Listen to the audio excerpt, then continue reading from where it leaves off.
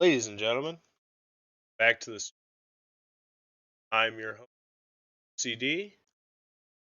We are jumping into something a little different.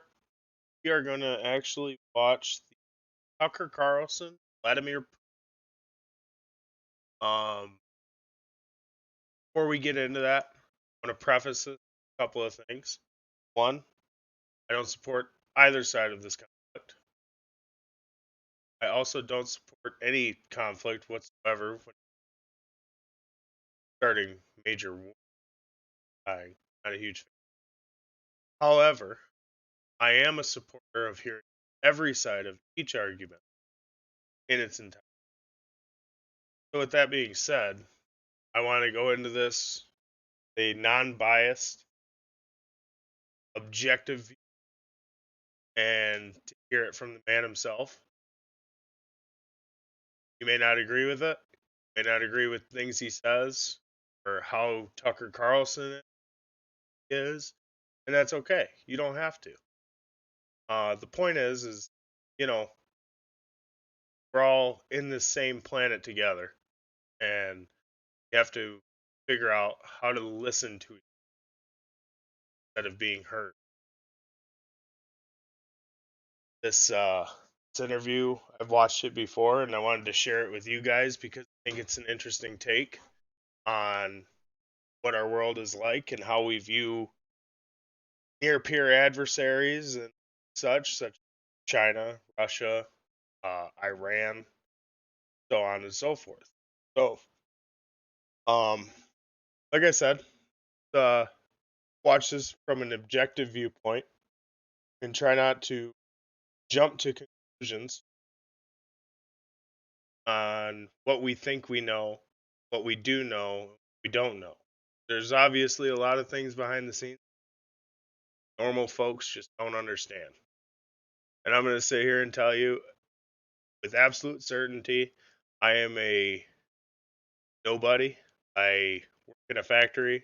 I have a small college education. Um, so I'm not a geopolitical uh, pundit by any stretch of the imagination, nor do I support any political power whatsoever. Without further ado, let's just crack right into it, yeah?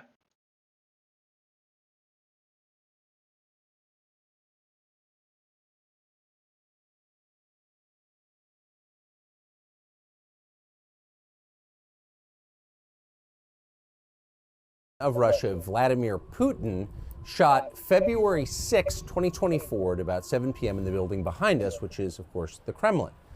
The interview, as you will see if you watch it, is primarily about the war in progress, the war in Ukraine, how it started, what's happening. Also, one other thing, huge shout out to Mr. Clarity for the follow today. Appreciate your support, and yeah, keep those follows coming. Tell your friends, tell your family, and start this. The following is an interview with the president of Russia, Vladimir Putin, shot February 6, 2024 at about 7 p.m. in the building behind us, which is, of course, the Kremlin. The interview, as you will see if you watch it, is primarily about the war in progress, the war in Ukraine, how it started, what's happening, and most pressingly, how it might end. One note before you watch. At the beginning of the interview, we asked the most obvious question, which is, why did you do this? Did you feel a threat, an imminent physical threat? And that's your justification. And the answer we got shocked us. Putin went on for a very long time, probably half an hour, about the history of Russia going back to the 8th century. And honestly, we thought this was a filibustering technique and found it annoying and interrupted him several times. And he responded he was annoyed by the interruption. But we concluded in the end, for what it's worth, that it was not a filibustering technique. There was no time limit on the interview. We ended it after more than 2 hours. Instead, what you're about to see seemed to us sincere, whether you agree with it or not. Vladimir Putin believes that Russia has a historic claim to parts of Western Ukraine. So our opinion would be to view it in that light, as a sincere expression of what he thinks. And with that, here it is. Mr. President, thank you. On February 22nd, 2022, you addressed your country in a nationwide address when the conflict in Ukraine started. And you said that you were acting because you had come to the conclusion that the United States, through NATO, might initiate a, quote, surprise attack.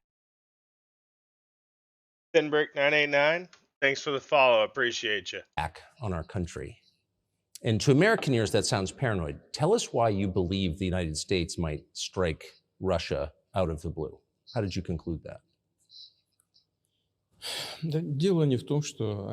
It's not that America, the United States, was going to launch a surprise strike on Russia. I didn't say that. Are we having a talk show or a serious conversation? Here's the quote.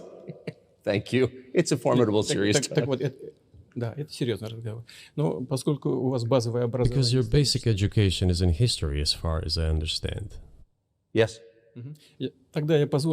So if you don't mind, I will take only 30 seconds or 1 minute to give you a short reference to history for giving you a little historical background. Please.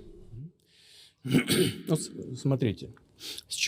look where our relationship with Ukraine started from. Where did Ukraine come from? The Russian state started gathering itself as a centralized statehood,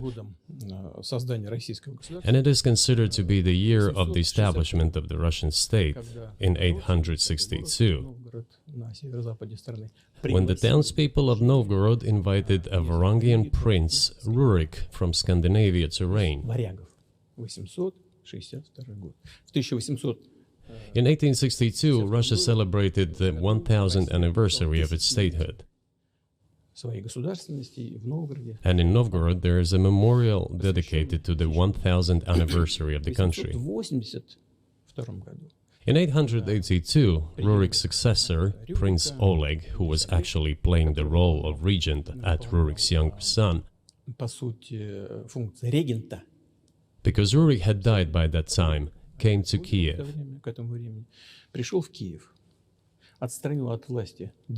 He ousted two brothers who apparently had once been members of Rurik's squad. So Russia began to develop with two centers of power, Kiev and Novgorod. The next very significant date in the history of Russia was 988. This was the baptism of Russia, when Prince Vladimir, the great-grandson of Rurik, baptized Russia and adopted Orthodoxy, or Eastern Christianity. From this time, the centralized Russian state began to strengthen. Why? Because of the single territory, integrated economic ties, one and the same language, and, after the baptism of Russia, the same faith and rule of the prince. The centralized Russian state began to take shape. Back in the Middle Ages, Prince Yaroslav the Wise introduced the order of succession to a throne. But after he passed away, it became complicated for various reasons. The throne was passed not directly from father to eldest son, but from the prince who had passed away to his brother, then to his sons in different lines. All this led to the fragmentation and the end of Rus as a single state. There was nothing special about it. The same was happening then in Europe.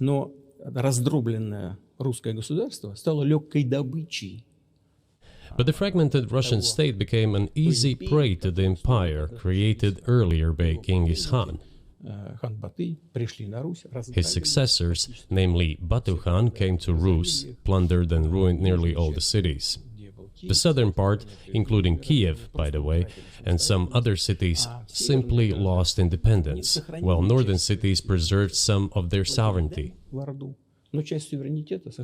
They had to pay tribute to the horde, but they managed to preserve some part of their sovereignty.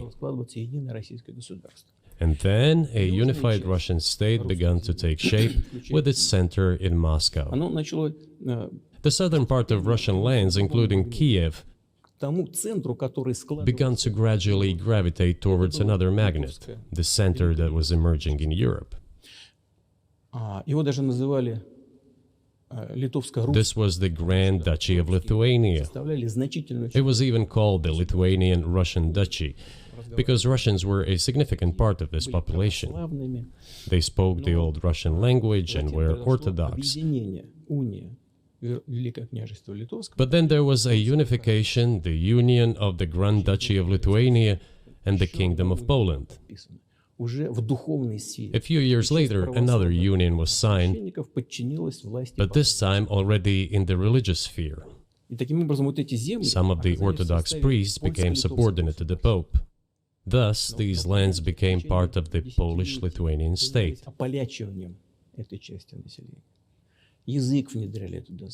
During decades, the Poles were engaged in Polonization of this part of the population. They introduced their language there, tried to entrench the idea that this population was not exactly Russians, that because they lived on the fringe, they were Ukrainians.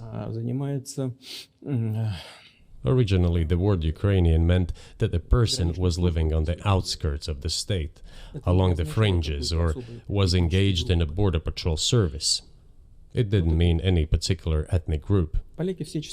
So the Poles were trying to, in every possible way, to colonize this part of the Russian lands, and actually treated it rather harshly, not to say cruelly.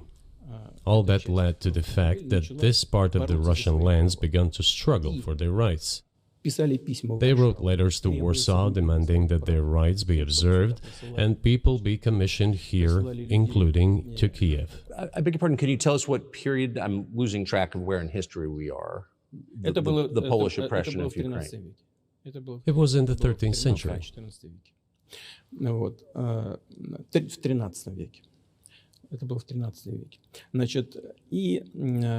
Now I will tell you what happened later and give the dates so that there is no confusion. And in 1654, even a bit earlier,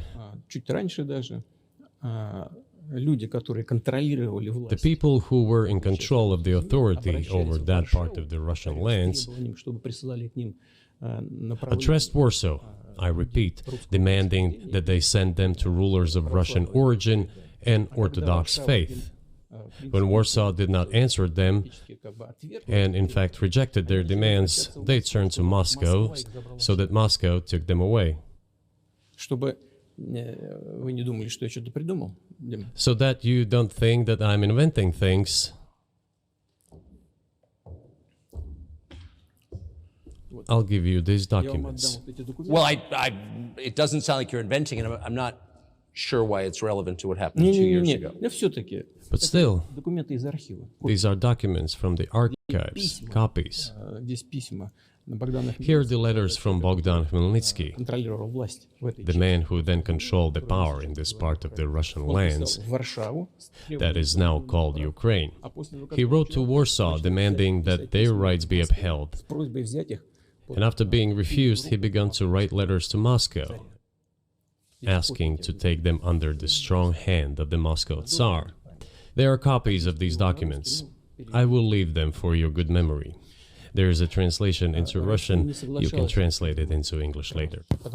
Russia would not agree to admit them straight away, assuming that the war with Poland would start. Nevertheless, in 1654, the Pan-Russian Assembly of top clergy and landowners, headed by the Tsar, which was the representative body of the power of the old Russian state, decided to include a part of the old Russian lands into Moscow Kingdom. As expected, the war with Poland began. It lasted 13 years, and then in 1654, a truce was concluded. And 32 years later, I think, a peace treaty with Poland, which they called Eternal Peace, was signed. And these lands, the whole left bank of Dnieper, including Kiev, went to Russia. And the whole right bank of Dnieper remained in Poland. Under the rule of Catherine the Great, Russia reclaimed all of its historical lands, including in the south and west. This all lasted until the revolution. Before World War I, Austrian General Staff relied on the ideas of Ukrainianization and started actively promoting the ideas of Ukraine and the Ukrainianization.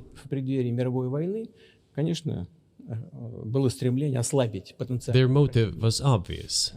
Just before World War I, they wanted to weaken the potential enemy and secure themselves favorable conditions in the border area.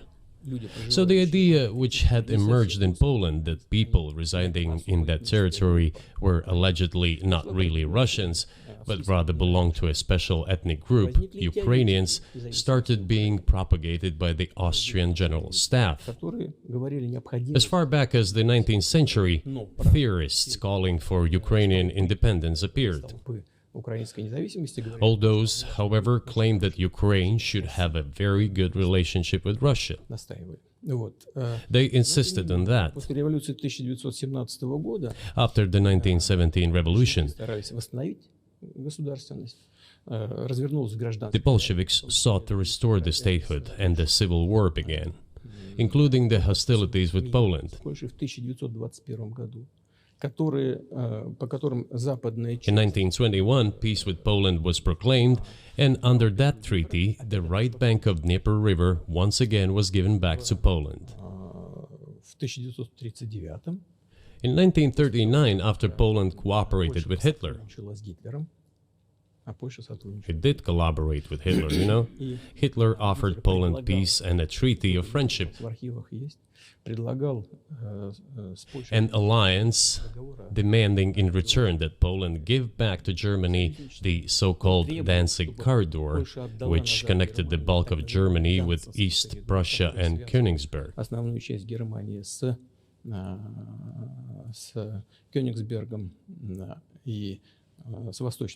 After World War I, this territory was transferred to Poland, and instead of Danzig, a city of Dansk emerged.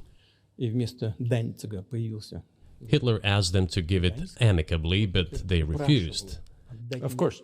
Still, they collaborated with Hitler and engaged together in the partitioning of Czechoslovakia. But may I ask you, you're making the case that Ukraine, certainly parts of Ukraine, Eastern Ukraine, is in effect Russia has been for hundreds of years. Why wouldn't you just take it when you became president 24 years ago? You have nuclear weapons, they don't. If it's actually your land, why did you wait so long?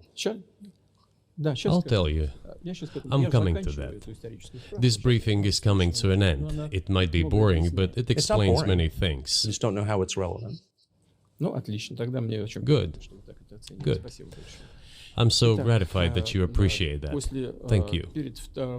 So, before World War II, Poland collaborated with Hitler, and although it did not yield to Hitler's demands, it still participated in the partitioning of Czechoslovakia together with Hitler, as the Poles had not given the Danzig corridor to Germany and went too far, pushing Hitler to start World War II by attacking them. Why was it Poland against whom the war started on 1st September 1939? Poland turned out to be uncompromising, and Hitler had nothing to do but start implementing his plans with Poland. By the way, the USSR, I have read some archived documents, behaved very honestly. It asked Poland's permission to transit its troops through the Polish territory to help Czechoslovakia. But the then Polish foreign minister said that if the Soviet planes flew over Poland, they would be downed over the territory of Poland. But that doesn't matter. What matters is that the war began, and Poland fell prey to the policies it had pursued against Czechoslovakia, as under the well-known Molotov-Ribbentrop Pact. Part of the territory, including western Ukraine, was to be given to Russia. Thus, Russia, which was then named the USSR, regained its historical lands. After the victory in the Great Patriotic War, as we call World War II, all those territories were ultimately enshrined as belonging to Russia, to the USSR. As for Poland, it received, apparently in compensation, the lands which had originally been German. The eastern parts of Germany, these are now western lands of Poland. Of course, Poland regained access to the Baltic Sea and Danzig, which was once again given its Polish name. So this was how this situation developed. In 1922, when the USSR was being established, the Bolsheviks started building the USSR and established the Soviet Ukraine, which had never existed before. Right.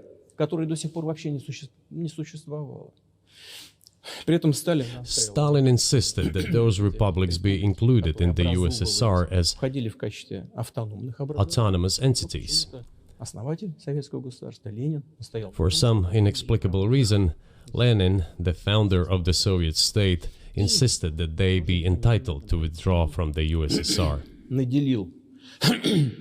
And again, for some unknown reasons, he transferred to that newly established Soviet Republic of Ukraine some of the lands together with people living there, even though those lands had never been called Ukraine, and yet they were made part of that Soviet Republic of Ukraine.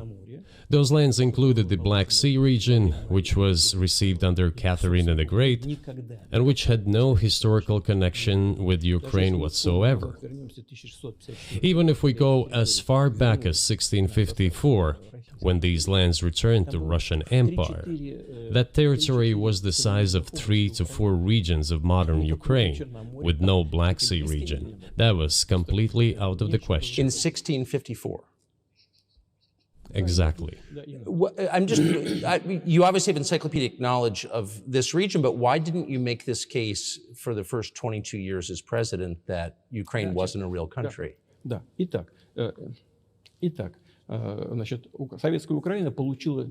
The Soviet Union was given a great deal of territory that had never belonged to it, including the Black Sea region.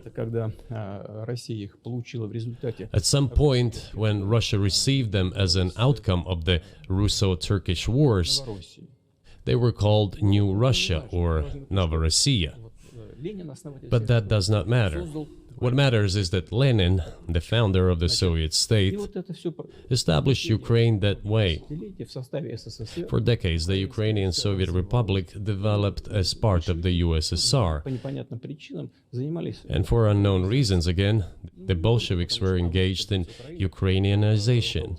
It was not merely because the Soviet leadership was composed to a great extent of those originating from Ukraine. Rather, it was explained by the general policy of indigenization pursued by the Soviet Union. Same things were done in other Soviet republics. This involved promoting national languages and national cultures, which is not a bad in principle. That is how the Soviet Ukraine was created. After the World War II, Ukraine received, in addition to the lands that had belonged to Poland before the war, part of the lands that had previously belonged to Hungary and Romania. So Romania and Hungary had some of their lands taken away and given to the Soviet Ukraine, and they still remain part of Ukraine. So in this sense, we have every reason to affirm that Ukraine is an artificial state that was shaped at Stalin's will. Do you believe Hungary has a right to take its land back from Ukraine, and that other nations have a right to go back to their 1654 borders?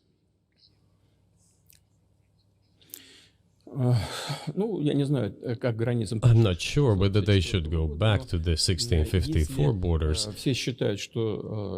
But given Stalin's time, so-called Stalin's regime, which, as many claim, saw numerous violations of human rights and violations of the rights of other states,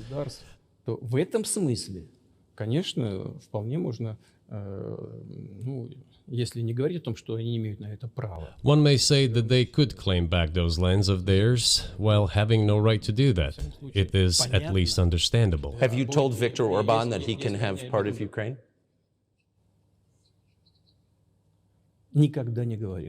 Never. I've never told him, not a single time. У нас с ним даже на этот счет не было никаких разговоров. Но мне достоверно... We have not even had any conversation on that, but I actually know for sure that Hungarians who live there Они, конечно, хотят вернуться на свою историю. wanted to get back to their historical land. Интересную историю, отвлекусь.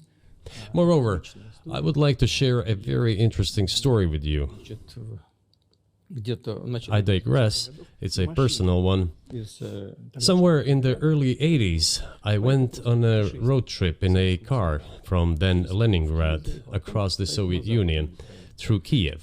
выехал Made a stop in Kiev and then went to western Ukraine. название I went to the town of Beregovoye, and all the names of towns and villages there were in Russian and in the language I did not understand, in Hungarian, in Russian and in Hungarian, возле not in Ukrainian, in Russian and in Hungarian. I was driving through some kind of village and there were men sitting next to the houses and they were wearing black three-piece suits and black cylinder hats. I asked, are they some kind of entertainers? I was told, no, they were not entertainers, they're Hungarians. I said, what are they doing here? What do you mean? This is their land, they live here. This was during the Soviet time in the 1980s. They preserved the Hungarian language, Hungarian names, and all their national costumes. They are Hungarians and they feel themselves to be Hungarians. And of course, when now there is an infringement, Well, that is, and there's a lot of that, though. I think many nations are upset about Transylvania as well, as you obviously know. But many nations feel frustrated by the redrawn borders of the wars of the 20th century and wars going back 1,000 years, the ones that you mentioned. But the fact is that you didn't make this case in public until 2 years ago, February. And in the case that you made, which I read today, Сейчас скажу. you explain at great length that you felt a physical threat from the West in NATO, including potentially a nuclear threat, and that's what got you to move. Is that a fair characterization of what you said? Я понимаю, что поскольку мои длинные диалоги, они... I understand that my long speeches probably fall outside of the genre of the interview.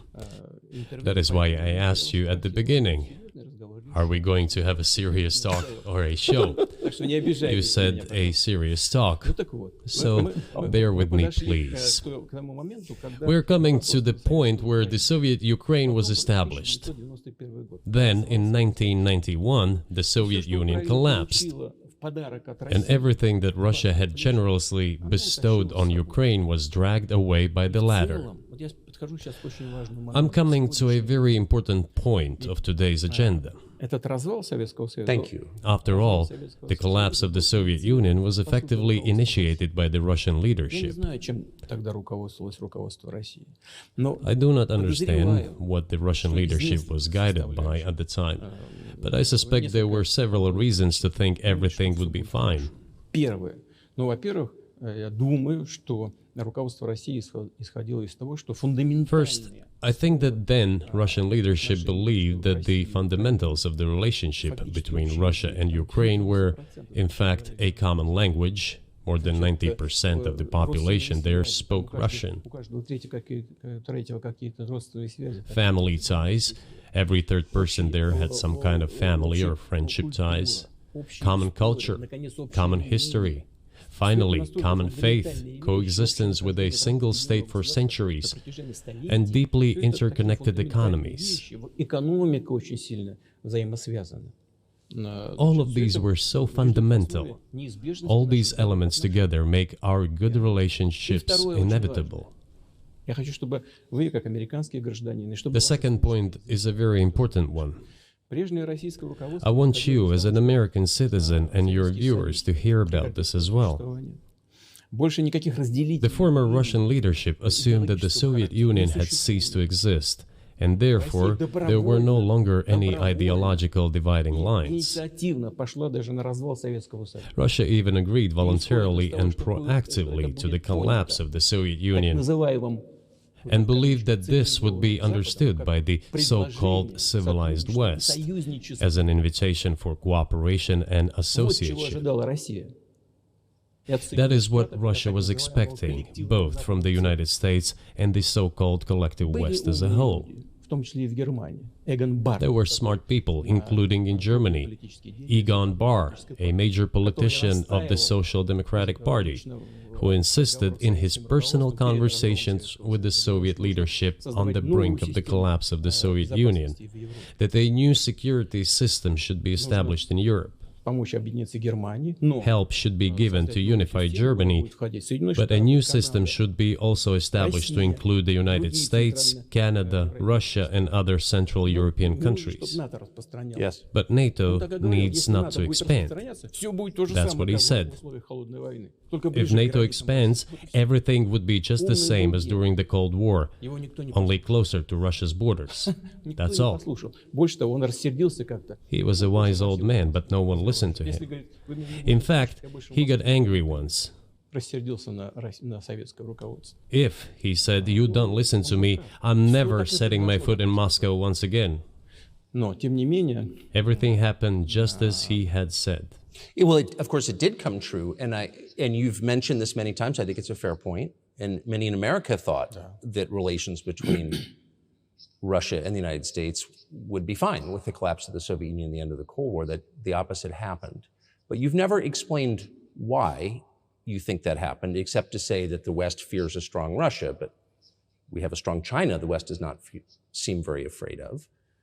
What about Russia do you think convinced policymakers they had to take it down? Запад боится сильного Китая больше, чем сильной России. The West is afraid of strong China more than it fears a strong Russia, because Russia has 150 million people and China has 1.5 billion population, and its economy is growing by leaps and bounds, or 5% a year. It used to be even more. But that's enough for China. As Bismarck once put it, potentials are the most important. China's potential is enormous. It is the biggest economy in the world today in terms of purchasing power parity and the size of the economy. It has already overtaken the United States quite a long time ago, and it is growing at a rapid clip. Let's not talk about who is afraid of whom. Let's not reason in such terms. And let's get into the fact that after 1991, when Russia expected that it would be welcomed into the brotherly family of civilized nations, nothing like this happened. You tricked us. I don't mean you personally when I say you. Of course, I'm talking about the United States. The promise was that NATO would not expand eastward, but it happened 5 times. There were 5 waves of expansion. We tolerated all that. We were trying to persuade them. We were saying, please don't. We are as bourgeois now as you are. We are market economy and there is no communist party power. Let's negotiate. Moreover, I have also said this publicly before. Был момент, когда There was a moment when серая кошка пробежала. a certain rift started growing between us. Before that, Yeltsin came to the United States. Remember, he spoke in Congress and said the good words. God bless America. Everything he said were signals. Let us in. Remember the developments in Yugoslavia before the Yeltsin was lavished with praise? As soon as the developments in Yugoslavia started, he raised his voice in support of Serbs, and we couldn't but raise our voices for Serbs in their defense. I understand that there were complex processes underway there, I do, but Russia could not help raising its voice in support of Serbs, because Serbs are also a special and close to us nation, with Orthodox culture and so on. It's a nation that has suffered so much for generations. Well, regardless, what is important is that Yeltsin expressed his support. What did the United States do? In violation of an international law and the UN Charter, it started bombing Belgrade. It was the United States that let the genie out of the bottle. Moreover, when Russia protested and expressed its resentment, what was said? The UN Charter and international law have become obsolete. Now everyone invokes international law, but at that time they started saying that everything was outdated. Everything had to be changed. Indeed, some things need to be changed, as the balance of power has changed. It's true, but not in this manner. Yeltsin was immediately dragged through the mud, accused of alcoholism, of understanding nothing, of knowing nothing. He understood everything, I assure you. Well, I became president in 2000. I thought, okay, the Yugoslav issue is over, but we should try to restore relations. let's reopen the door that Russia had tried to go through. And moreover, I said it publicly, I can reiterate. At a meeting here in the Kremlin with the outgoing President Bill Clinton, right here in the next room, I said to him, I asked him, Bill, do you think if Russia asked to join NATO, do you think it would happen? Suddenly he said, you know, it's interesting. I think so. But in the evening, when we met for dinner, he said, you know, I've talked to my team. No, it's not possible now. You can ask him. I think he will watch our interview. He'll confirm it. I wouldn't have said anything like that. Okay. So, we're about, 30 minutes into this 2-hour-long interview. I think it's an interesting point that we look at the fact that at one point in time, Ukraine was not Ukraine. That's pretty apparent. I'm not saying they don't have a right to their own land. Absolutely. But, I mean... that if it hadn't happened.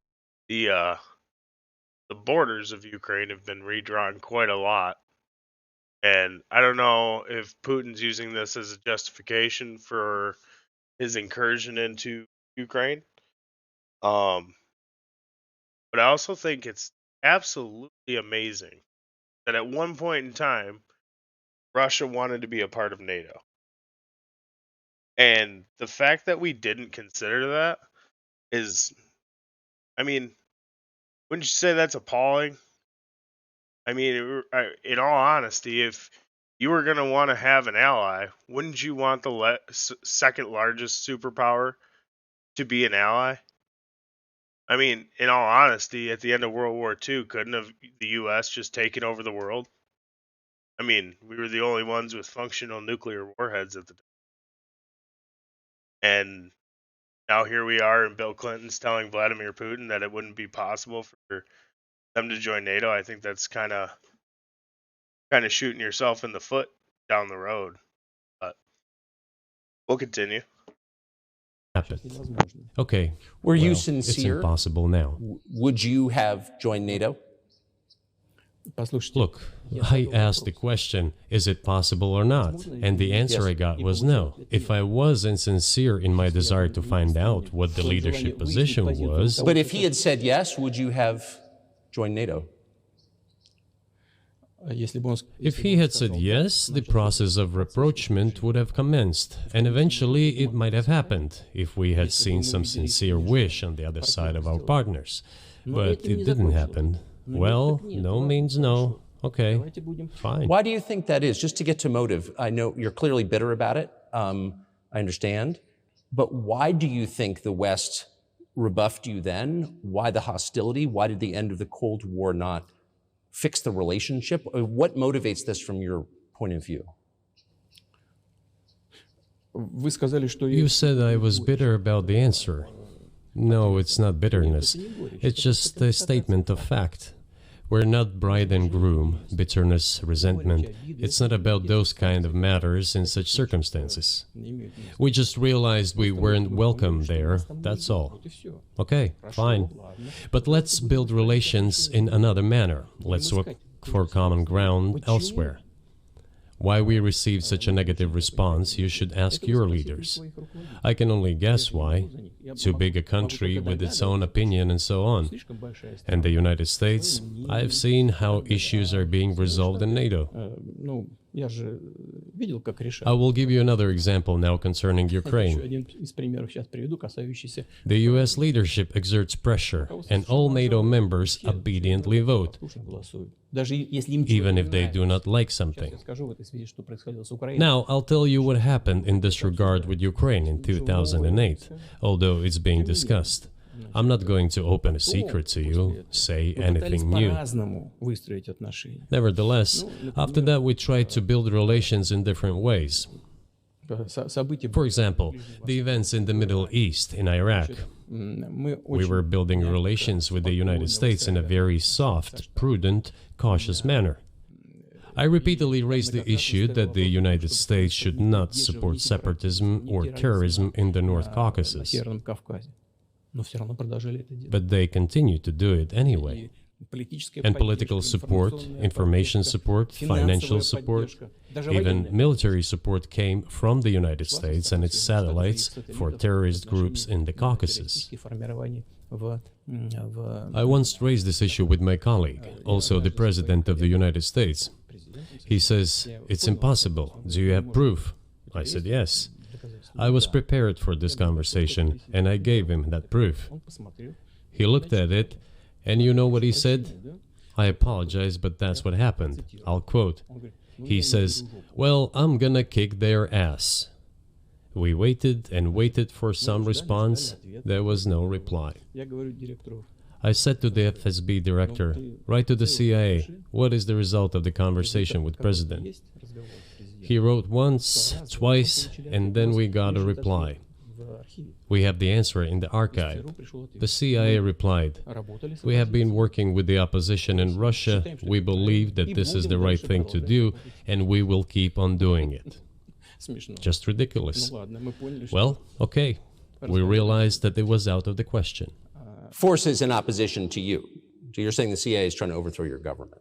Ну, конечно, имелось в виду в данном случае. Of course, they meant in that particular case the separatists, the terrorists who fought with us in the Caucasus. Они их называли. That's who they called the opposition. Это вот второй момент. This is the second Очень point. важный.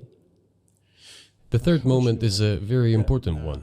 Is the moment when the US missile defense system was created. Начало. The beginning.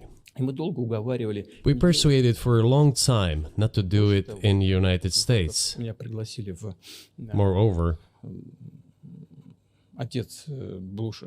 after was invited by Bush Jr.'s father, Bush Sr., to visit his place on the ocean, Там состоялась очень серьезная беседа, I had a very serious conversation with President Bush and his team. чтобы I proposed that the United States, Russia, and Europe jointly create a missile defense system that, we believe, как мы считаем, if created unilaterally, threatens our security, despite the fact that the United States officially said that it was being created against missile threats from Iran.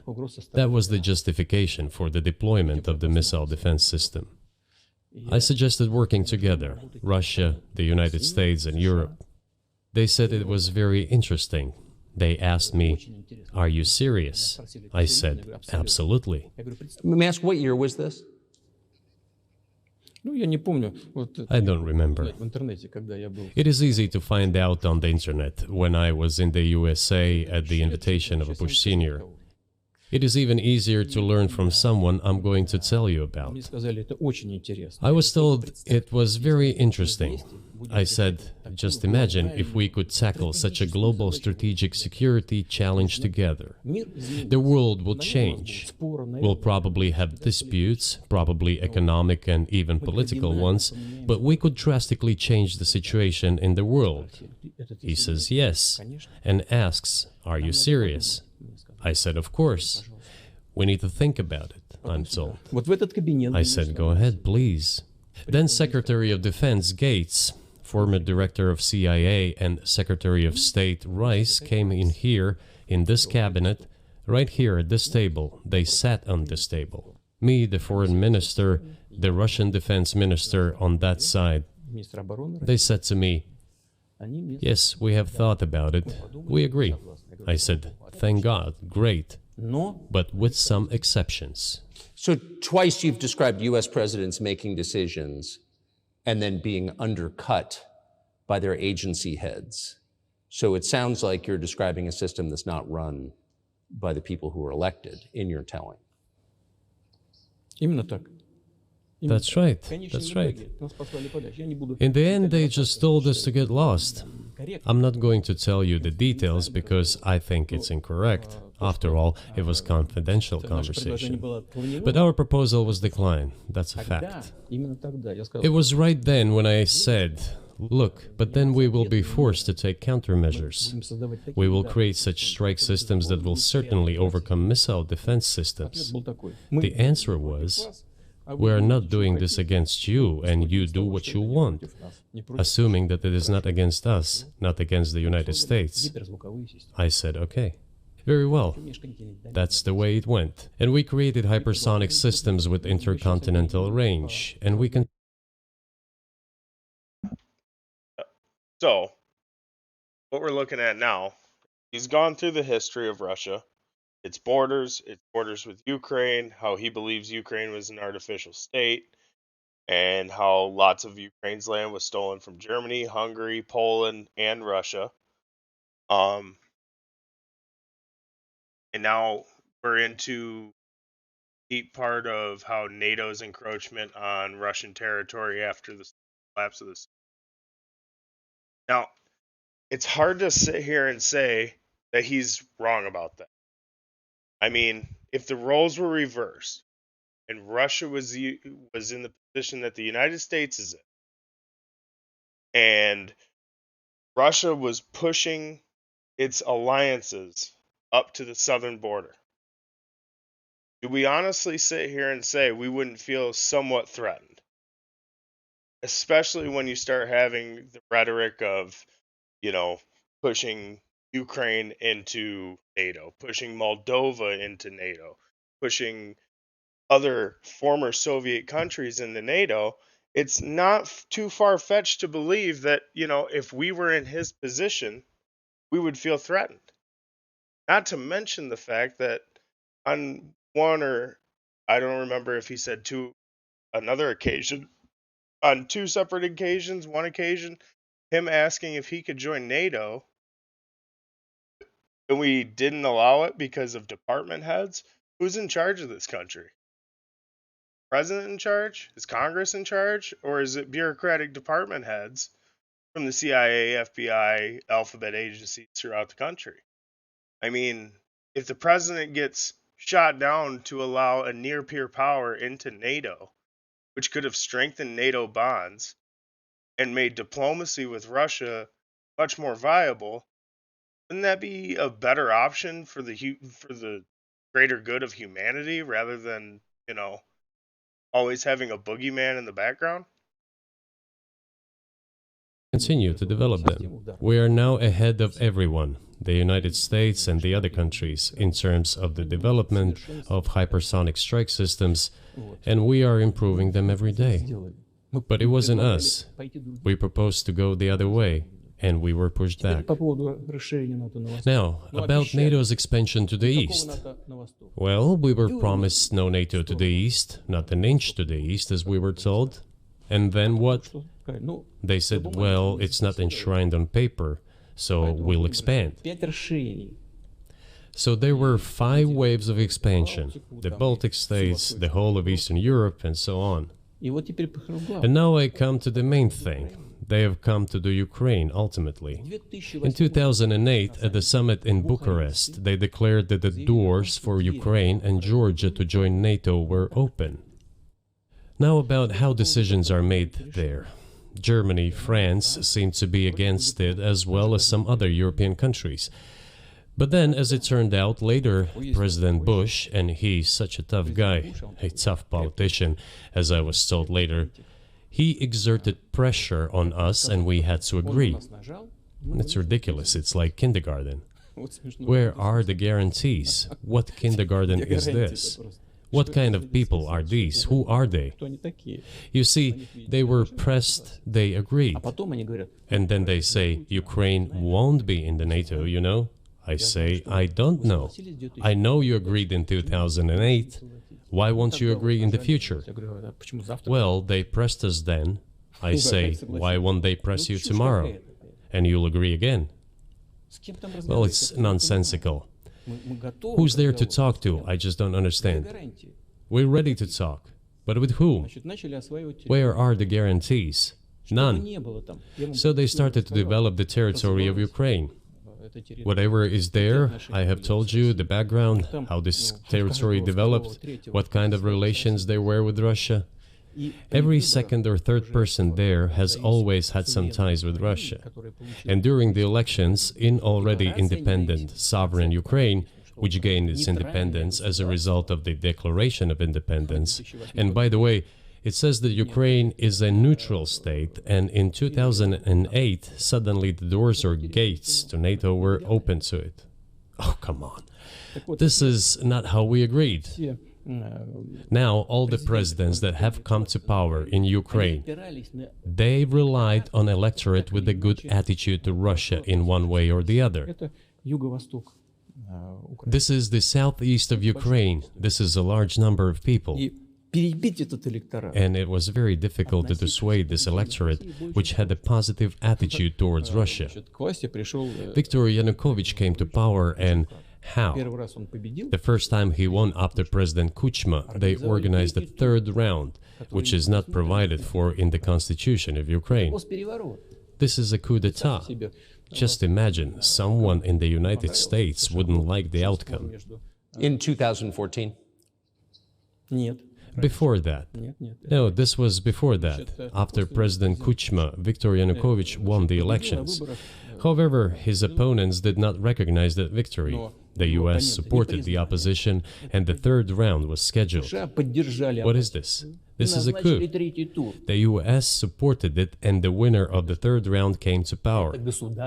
Imagine if in the US something was not to someone's liking, and the third round of election, which the US Constitution does not provide for, was organized. Nonetheless, it was done in Ukraine. Okay, Viktor Yushchenko, who was considered a pro-Western politician, came to power. Fine, we have built relations with him as well. He came to Moscow with visits. We visited Kiev. I visited too. We met in an informal setting. If he's pro-Western, so be it. It's fine. Let people do their job. The situation should have developed inside the independent Ukraine itself. As a result of Kuchma's leadership, things got worse and Viktor Yanukovych came to power after all. Maybe he wasn't the best president and politician, I don't know. I don't want to give assessments. However, the issue of the association with the EU came up. We have always been lenient to this, suit yourself. But when we read through the Treaty of Association, it turned out to be a problem for us, since we had a free trade zone and open customs borders with Ukraine, which under this association had to open its borders for Europe, which could have led to flooding of our market. We said, no, this is not going to work. We shall close our borders with Ukraine then. The customs borders, that is. Yanukovych started to calculate how much Ukraine was going to gain, how much to lose, and said to his European partners, I need more time to think before signing.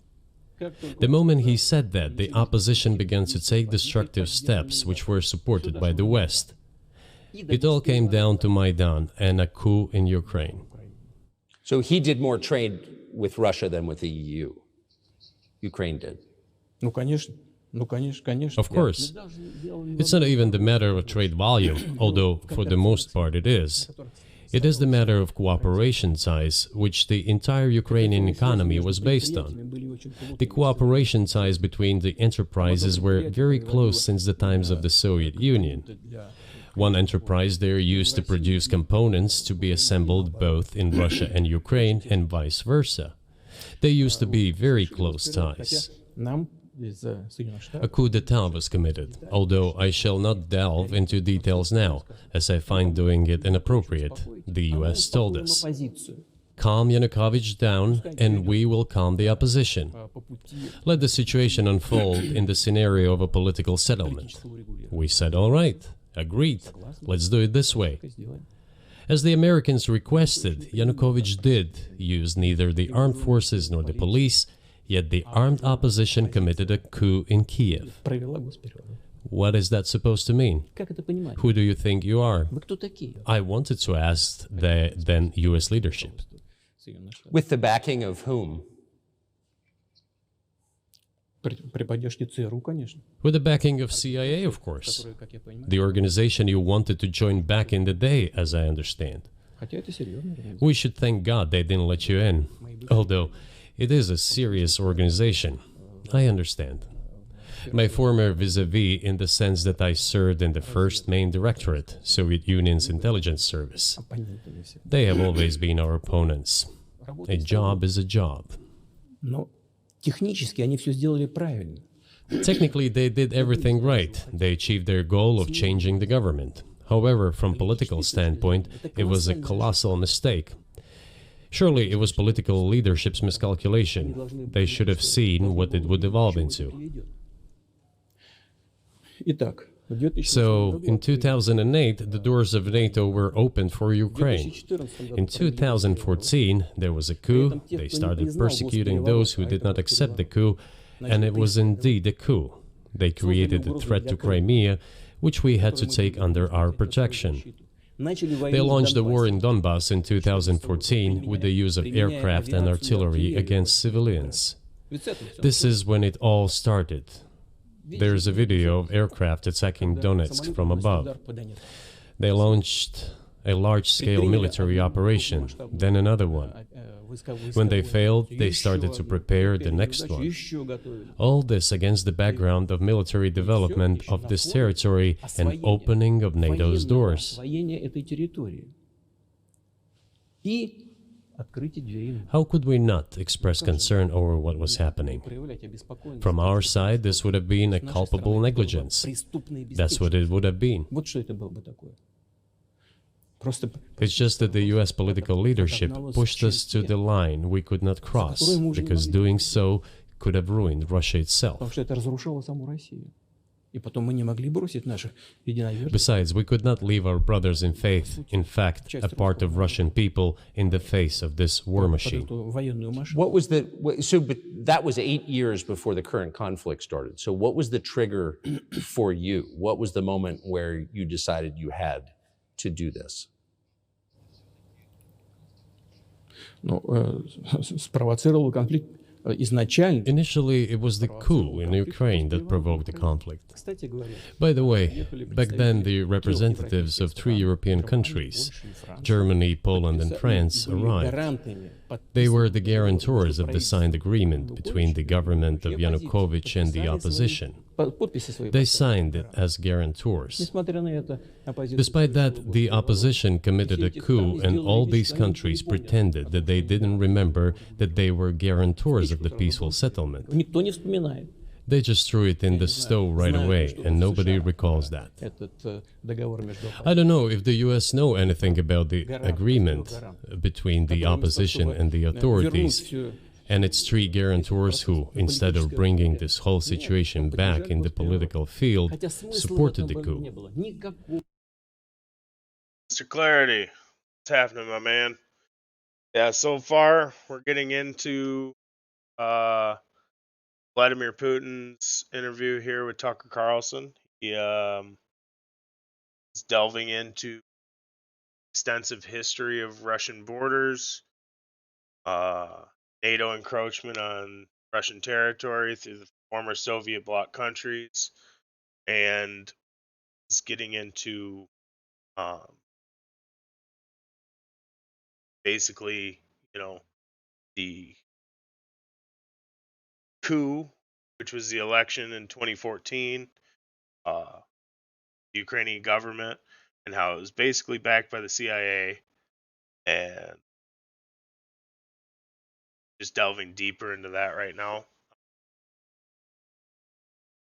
Yeah, it's an interesting perspective because, I mean, honestly, we don't see this here in the United States. We don't see these sides of the story in the United States, and to be open-minded to it, you got to listen to the opposition, left, right, Russian, U.S., whatever. You gotta stay aware of what's going on in the world, but you got to see it from all sides. Can't just have a guy talking shit about somebody else and not get the other guy's side of the story as well. And especially considering mainstream media nowadays and how disingenuous it is, the American people. It's hard to say anything that you see in mainstream media here in the United States is legitimate or actual factual news. Not objective, one-sided, and it doesn't matter if you turn on Fox or MSNBC. The fact that those are the 2 main hubs, CNN, either side of the argument, is a clear indication of why open internet as necessity, free speech. Now, we're going to jump back in. Again, we're here listening to the Vladimir Putin, Tucker Carlson interview. Vladimir Putin's going into the scene of 2014 when Ukraine bombed the Donbass region, the Crimea region, and how Russia had to go in to essentially maintain order for those areas of that country, and which ultimately led to the annexation. Although it was meaningless, believe me, because President Yanukovych agreed to all conditions. He was ready to hold an early election, which he had no chance of winning, frankly speaking. Everyone knew that. Then why the coup? Why the victims? Why threatening Crimea? Why launching an operation in Donbass? This I do not understand. That is exactly what the miscalculation is. CIA did its job to complete the coup. I think one of the deputy secretaries of state said that it cost a large sum of money, almost 5 billion. But the political mistake was colossal. Why would they have to do that? All this could have been done legally, without victims, without military action, without losing Crimea. We would have never considered to even lift a finger if it hadn't been for the bloody developments on Maidan. Because we agreed with the fact that after the collapse of the Soviet Union, our borders should be along the borders of former Union's republics. We agreed to that. But we never agreed to NATO's expansion, and moreover, we never agreed that Ukraine would be in NATO. We did not agree to NATO bases there without any discussion with us. For decades, we kept asking, don't do this, don't do that. And what triggered the latest events? Firstly, the current Ukrainian leadership declared that it would not implement the Minsk agreements, which had been signed, as you know, after the events of 2014 in Minsk, where the plan of peaceful settlement in Donbass was set forth. But no, the current Ukrainian leadership, foreign minister, all other officials, and then president himself said that they don't like anything about the Minsk agreements. In other words, they were not going to implement it. A year or a year and a half ago, former leaders of Germany and France said openly to the whole world that they indeed signed the Minsk agreements, but they never intended to implement them. They simply led us by the nose. Was there anyone for you to talk to? Did you call a U.S. President, Secretary of State and say, if you keep militarizing Ukraine with NATO forces, this is going to be we're going to act? We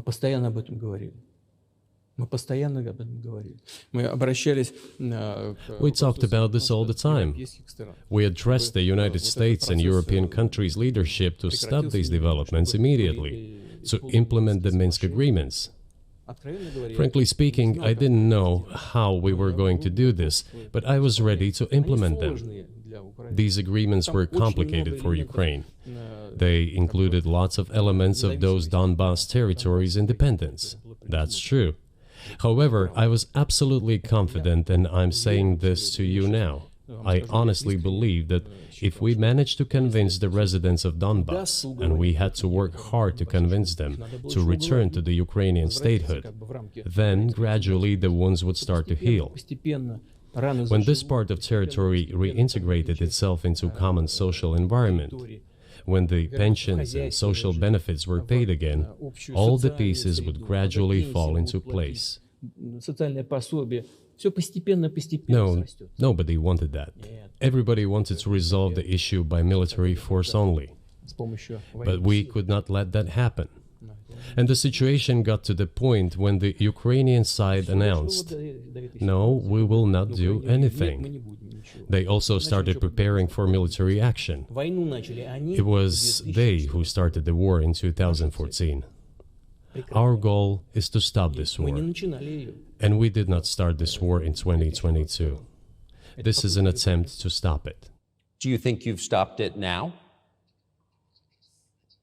I mean, have you achieved your aims? No, we haven't achieved our aims yet, because one of them is denazification. This means the prohibition of all kinds of neo-Nazi movements. This is one of the problems that we discussed during the negotiation process, which ended in Istanbul early this year. Который завершился в Стамбуле в прошлом году в начале. And it was not our initiative, because we were told by the Europeans, in particular, that it was necessary to create conditions for the final signing of the documents. My counterparts in France and Germany said, "How can you imagine them signing a treaty with a gun to their heads? The troops should be pulled back from Kiev." I said, "All right." We withdrew the troops from Kiev. As soon as we pulled back our troops from Kiev, our Ukrainian negotiators immediately threw all our agreements reached in Istanbul into the bin and got prepared for a long-standing armed confrontation with the help of the United States and its satellites in Europe. That is how the situation has developed, and that is how it looks now. But what is, pardon my ignorance, what is denazification? What would that mean? What is... Да, вот я как раз хочу сейчас об этом сказать. Yeah, Mr. Clarity, absolutely. Hearing the other side of all this is not only interesting, but it gives you a more dynamic perspective of the world. I mean, considering we all live in a freaking bubble within the United States where we're basically insulated from any outside influence whatsoever, even though there's so much more on the internet that even now, with the age of information, you could say ignorance is a choice, but it's almost like a necessity. Because if you feel like you know too much, you're gonna get fucking schwacked anyways by the majority, or rather, not the majority, but the exceedingly loud minority of people who think, Russia's just a terrorist state. Well, I don't know. Russia pushed in there to avoid a heavier conflict throughout the West, and given that if Ukraine had been pushed into NATO in 2014, or any point before their invasion of Ukraine, that this could have sparked a larger conflict overall. And Russia pushing in there in 2022 to stave off, Ukrainian influence and Western influence in former Soviet countries to protect its borders is absolutely understandable. But it does not justify killing people. I understand this, but it's hearing this side of it is definitely something that most people are not going to get. And the downside is most people that are going to watch this or even view this VOD once it gets published, they're still going to see Vladimir Putin's face on the thumbnail, and then they're going to go, well, I'm not watching that because that's Vladimir Putin and he's a bad guy. And all he does is lie. Well, if you look at every interview like that, you might as well just shut the TV off. You might as well just never watch an interview from another political person whatsoever from here on out, because you're just going to deem them all liars and stuff, and vilify them in the media. Then there's no point in even trying to hear any other side of the argument. And then at that point, you're limiting speech to the point where you're not even willing to hear the other argument. Then you're just going to push your own narrative and be tyrannical with it as it is. I mean, just the idea that the West pushed Ukraine to toss out the Minsk agreement, and then to get to a point where we could have had negotiations with Russia, where Ukraine could have had negotiations with Russia and avoided a further conflict, and Russia was willing to pull those troops back out of Kiev. I mean, in all reality, do we honestly think that Ukraine can fight a superpower like Russia? No. If the United States stopped funding them, they're toast. if any Western nation stops funding them, they're toast. I mean, they're already talking about low ammunition now. You know, it's only a matter of time before it all falls apart for them. Unless, the worst case scenario, there's U.S. boots on the ground. Then now we're talking World War III type shit, which nobody wants that. But the fact that Ukraine and the West pushing Ukraine to dismantle negotiations in Istanbul is a clear indication that we're funding something that none of us truly understand. And I mean, you could delve into the weeds of the conspiracy theories, and in my opinion, I think this is just a push by the administration that's currently in power in the United States to keep Russia out of Ukraine due to our current administration's extracurricular activities in Ukraine over the years when Biden was vice president. I think it's a effort to protect the Biden administration's interests rather than the US people's interests, if that makes any sense. Это очень важный вопрос. Денацификация. That is what I want to talk about right now. It is a very important issue. Denazification. Искать, как говорят некоторые аналитики. After gaining independence, Ukraine began to search, as some Western analysts say, its identity. Во главу угла этой идентичности And it came up with nothing better than to build this identity upon some false heroes who collaborated with Hitler. которые сотрудничали с Гитлером. Я уже говорил, что I have already said that in the early 19th century, when the theorists of independence and sovereignty of Ukraine appeared, they assumed that an independent Ukraine should have very good relations with Russia. но в силу исторического развития But due to the historical development, those territories were part of the Polish-Lithuanian Commonwealth, Poland, where Ukrainians were persecuted and treated quite brutally as well as were subject to cruel behavior. идентичность и вели себя очень жестоко. Это все осталось в памяти. There were also attempts to destroy their identity. Когда началась Вторая мировая война, часть этой All this remained in the memory of the people. When World War II broke out, part of this extremely nationalist elite collaborated with Hitler, believing that he would bring them freedom.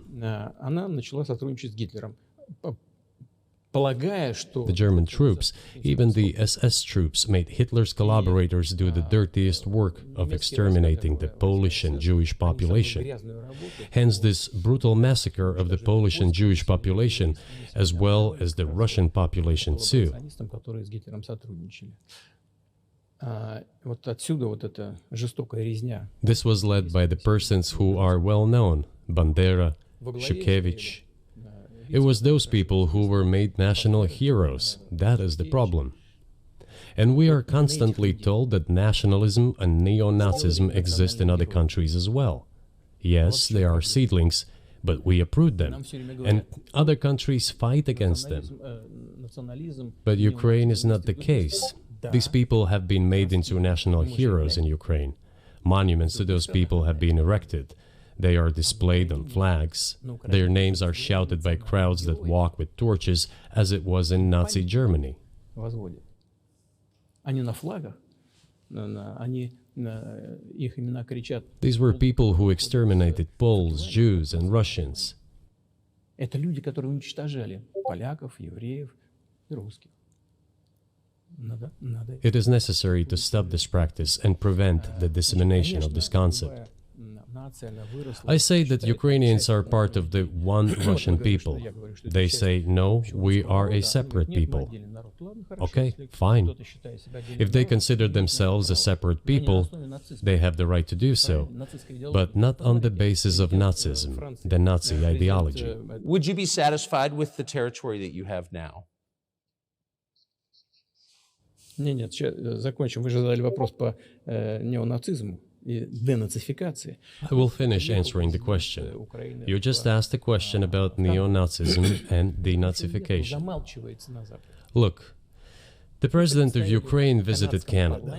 The story is well known, but being silenced in the Western countries. The Canadian Parliament introduced a man who, as the Speaker of the Parliament said, fought against the Russians during the World War II. Well, who fought against the Russians during the World War II? Hitler and his accomplices. It turned out that this man served in the SS troops. He personally killed Russians, Poles, and Jews. The SS troops consisted of Ukrainian nationalists who did this dirty work. The president of Ukraine stood up with the entire Parliament of Canada and applauded this man. How can this be imagined? The president of Ukraine himself, by the way, is a Jew by nationality. Really, my question is, what do you do about it? I mean, Hitler's been dead for 80 years. Nazi Germany no longer exists. And so, true. And so, I think what you're saying is you want to extinguish or at least control Ukrainian nationalism. But how? How do you do that? Вот послушайте меня. Ваш вопрос очень тонкий. Listen to me. Your question is very subtle, and I can tell you what I think. Do not take offense. Of course. Он, казалось бы, тонкий, он очень противный, этот вопрос. This question appears to be subtle. It is quite pesky. Значит, You say Hitler has been dead for so many years, 80 years. But his example lives on. People who exterminated Jews, Russians, and Poles are alive. And the president, the current president of today's Ukraine, applauds him in the Canadian Parliament, gives a standing ovation. Can we say that we... I don't know if you guys are aware, during this Canadian Parliament meeting, Zelensky was in the Canadian Parliament delivering an address, trying to rally support for Ukraine. In doing so, they bring in a guy who fought the Russians during World War II. Now, little history lesson: Russia, Soviet Union, the USSR at the time, during World War II was our ally. We relied heavily on Russia during World War II. And you could go as far to say that in my opinion, what I gather from history, the United States didn't win World War. That's my hot take for the day. Russia won World War II for the world. Okay? Yeah, we dropped some nukes on Japan, but 1 in 7 Russians were killed during World War II. And granted, they were ruled by a tyrannical dictator who used his people as cannon fodder and sandbags. And wave after wave of Russian conscripts were brutally killed during World War II.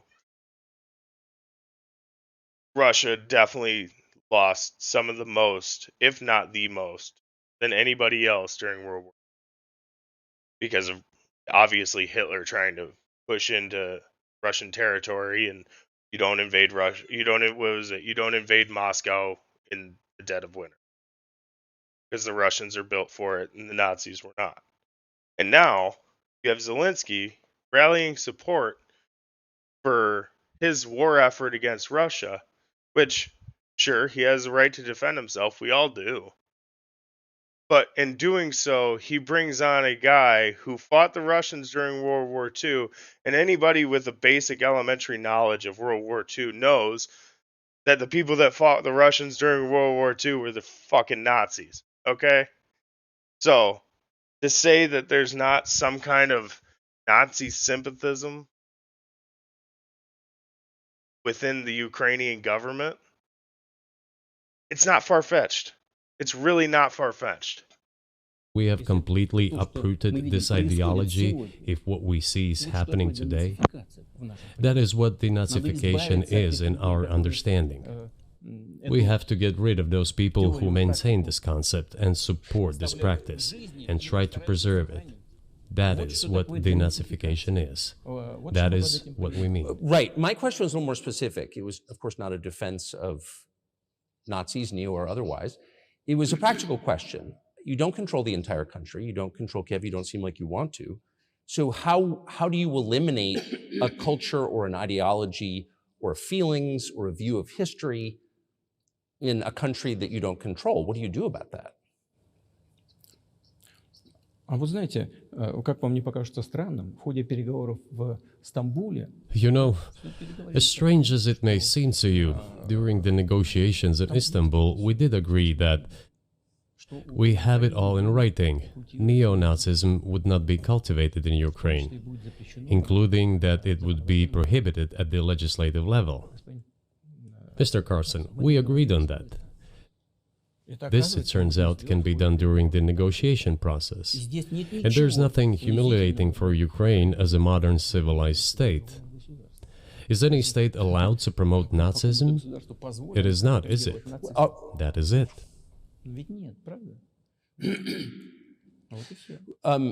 Will there be talks, and why haven't there been talks about resolving the conflict in Ukraine, peace talks? Они были, они дошли до очень высокой стадии согласования позиций, сложно. They have been. They reached a very high stage of coordination of positions in a complex process, but still they were almost finalized. But after we withdrew our troops from Kiev, as I have already said, the other side threw away all these agreements and obeyed the instructions of Western countries, European countries, and the United States to fight Russia to the bitter end. Moreover, the President of Ukraine has legislated a ban on negotiating with Russia. He signed a decree forbidding everyone to negotiate with Russia. But how are we going to negotiate if he forbade himself and everyone to do this? We know that he is putting forward some ideas about this settlement, but in order to agree on something, we need to have a dialogue. Is that not right? Well, but you wouldn't be speaking to the Ukrainian president, you'd be speaking to the American president. When was the last time you spoke to Joe Biden? I cannot remember when I talked to him. I do not remember. We can look it up. You don't remember? No. Why? Do I have to remember everything? I have my own things to do. We have domestic political affairs. Well, he's funding the war that you're fighting, so I would think that would be memorable. Well, yes, he funds, but I talked to him before the special military operation, of course. And I said to him then, by the way, I will not go into details, I never do, but I said to him then, I believe that you are making a huge mistake of historic proportions by supporting everything that is happening. Everybody doesn't like war. I think we can all agree on that, unless you're, what you're built for, different strokes for different folks, I guess.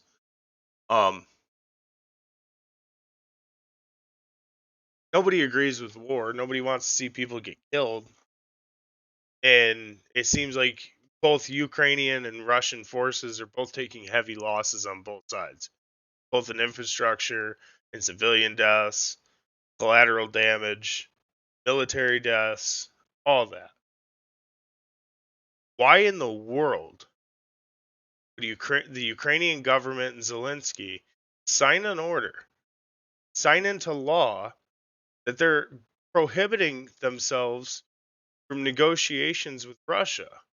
Now, I mean, if you're talking obviously like saboteurs and stuff like that, and you want to protect your interests, that's absolutely understandable in time of war. But what's not understandable is banning the open communication with an adversary in order to find common ground in which there could be a ceasefire, where there could be resolution, where there could be a peace treaty, and something, where you could work towards making sure everybody comes out better than they went in. I mean, whether you agree with Putin or Zelensky or whoever, it would be in everybody's best interest to keep open lines of communication. That's like that's like terminating communication for the simple fact of terminating communication. That doesn't make any sense. But I do find some issue in what Putin said, in him not remembering the last time he talked to Joe Biden, and then him saying that he talked to Joe Biden just prior to the special military operation in Ukraine. and him telling Joe Biden what he's doing is a big mistake. I it seems like a discrepancy in his memory.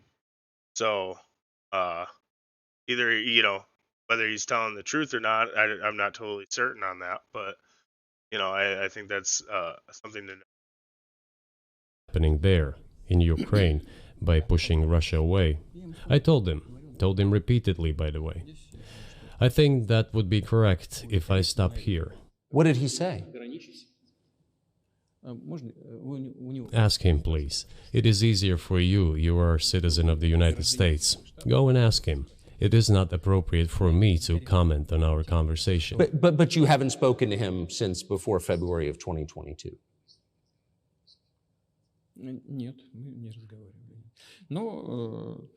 No, we haven't spoken. Certain contacts are being maintained, though. Speaking of which, do you remember what I told you about my proposal to work together on a missile defense system? Yes. You can ask all of them. All of them are safe and sound, thank God. The former president, Condoleezza, is safe and sound, and I think Mr. Gates and the current director of the intelligence agency, Mr. Burns, the then ambassador to Russia, in my opinion, are very successful ambassador. They were all witnesses to these conversations. Ask them. Same here. If you are interested in what Mr. President Biden responded to me, ask him. At any rate, I talked to him about it. I'm definitely interested, but from the outside, it seems like this could devolve or evolve into something that brings the entire world into conflict and could initiate a nuclear launch. And so why don't you just call Biden and say, let's work this out?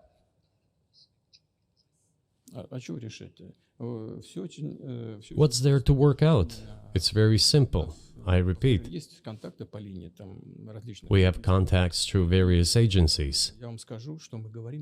I will tell you what we are saying on this matter and what we are conveying to the US leadership. If you really want to stop fighting, you need to stop supplying weapons. It will be over within a few weeks. That's it. And then we can agree on some terms. Before you do that, stop. What's easier? Why would I call him? What should I talk to him about? Or beg him for what? And what messages do you get back? You're going to deliver such and such weapons to Ukraine? Oh, I'm afraid, please don't. What is there to talk about? Do you think NATO is worried about this becoming a global war or a nuclear conflict?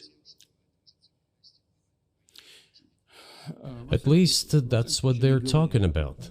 And they're trying to intimidate their own population with an imaginary Russian threat. This is an obvious fact.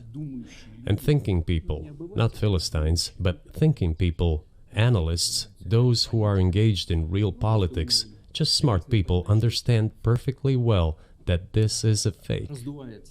They're trying to fuel the Russian threat. The threat I think you're referring to is a Russian invasion of Poland, Latvia, expansionist behavior.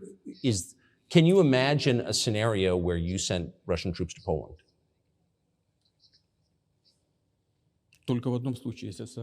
Only in one case, if Poland attacks Russia.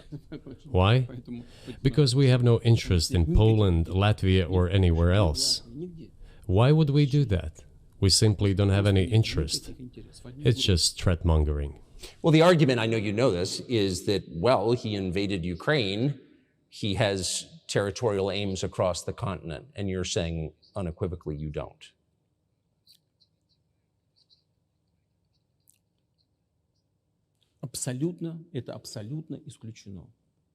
It is absolutely out of the question.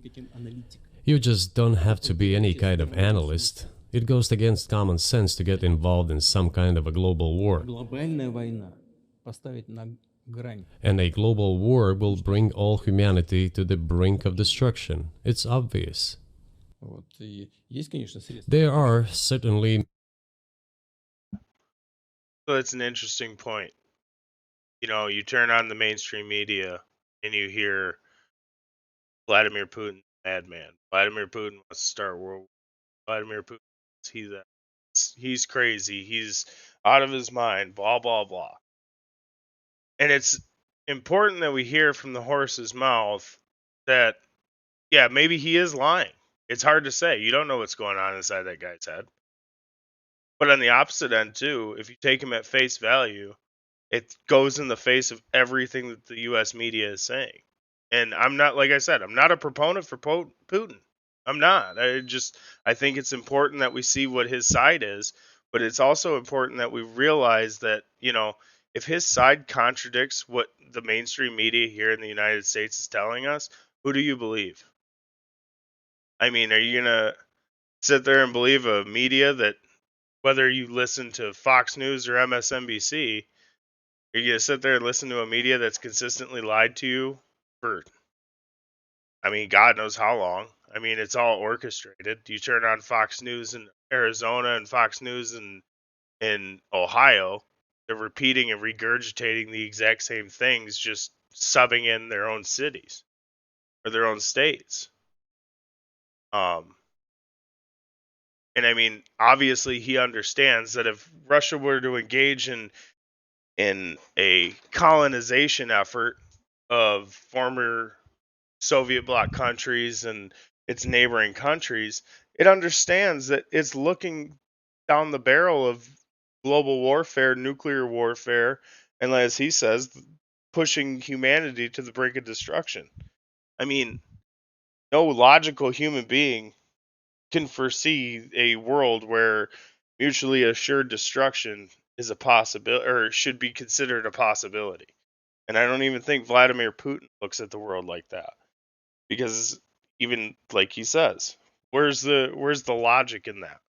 Where's any thought process? It just sounds like fear mongering. Means of deterrence. They have been scaring everyone with us all along. Tomorrow Russia will use tactical nuclear weapons. Tomorrow Russia will use that. No, the day after tomorrow. So what? In order to extort additional money from US taxpayers and European taxpayers in the confrontation with Russia in the Ukrainian theater of war. The goal is to weaken Russia as much as possible. One of our senior United States senators from the state of New York, Chuck Schumer, said yesterday, I believe, that we have to continue to fund the Ukrainian effort, or U.S. soldiers, citizens could wind up fighting there. How do you assess that?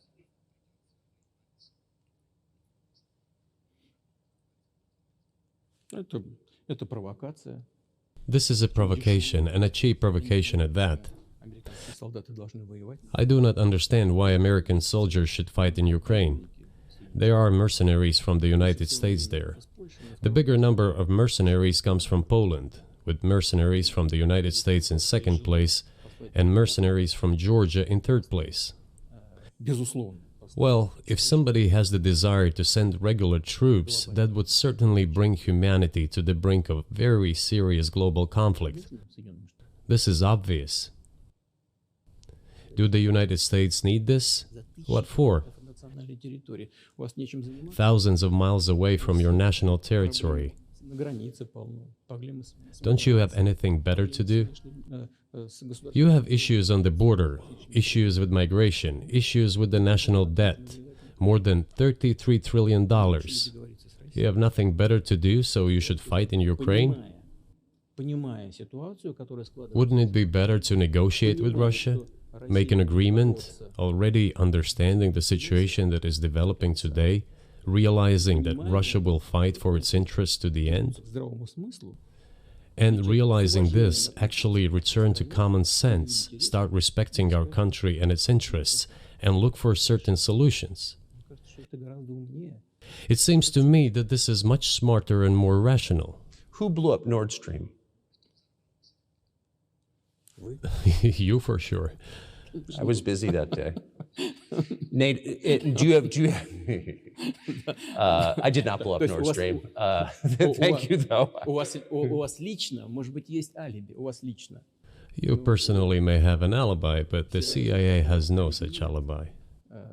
Do you have evidence that NATO or the CIA did it?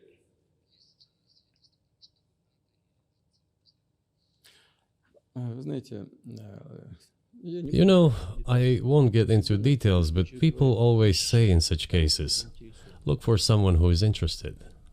But in this case, we should not only look for someone who is interested, but also for someone who has capabilities. Because there may be many people interested, but not all of them are capable of sinking to the bottom of the Baltic Sea and carrying out this explosion.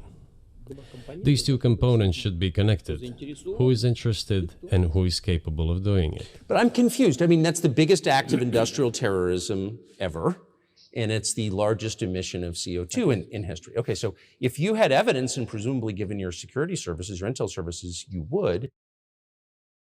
I think it's also important to note that when the Nord Stream pipeline was blown up, there was scuttlebutt amongst those what is it, the like air traffic controller websites and the people that can monitor maritime activity in the area, all pointed to U.S. ships, aircraft, as well as Ukrainian ships and aircraft in that area at the time of the Nord Stream explosion. I also think it's quite hilarious that when this happened, when Nord Stream 2 was blown up, and everybody's looking around like who did it, looking like John Travolta from Pulp Fiction, just standing there with his hands like up, like what the hell's going on here? While everybody was doing that, that story faded from the mainstream media as fast as possible. It went straight from Nord Stream 2 was blown up by presumably Russia, and then Russia going, no, we have evidence you did it. And all of a sudden it disappears. It disappears in a heartbeat. And why wouldn't NATO do that? It would be easy for them to pin that on Russians and try to claim ecologic terrorism. But that was never the running narrative when that story was broke. And then, what's his name? Oh, trying to remember the name of that reporter who came out with that story about how Russia didn't blow it up, but the United States did. Pretty obvious. Pretty obvious. Once the mainstream media pulls off of a story, they know that they've been caught lying, and that's why they changed the narrative. That NATO, the US, CIA, the West did this. Why wouldn't you present it and win a propaganda victory? In the war of propaganda, it is very difficult to defeat the United States, because the United States controls all the world's media and many European media. The ultimate beneficiary of the biggest European media are American financial institutions. Don't you know that? So it is possible to get involved in this work, but it is cost prohibitive, so to speak. We can simply shine the spotlight on our sources of information, and we will not achieve results. It is clear to the whole world what happened, and even American analysts talk about it directly. It's true. Yes, but here's a question you may be able to answer. You worked in Germany, famously. The Germans clearly know that their NATO partner did this, and it damaged their economy greatly. It may never recover. Why are they being silent about it? That's very confusing to me. Why wouldn't the Germans say something about it? This also confuses me. But today's German leadership is guided by the interests of the collective West rather than its national interests. Otherwise, it is difficult to explain the logic of their action or inaction.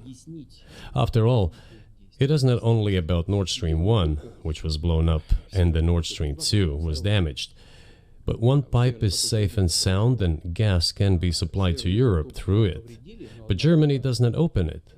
We are ready, please.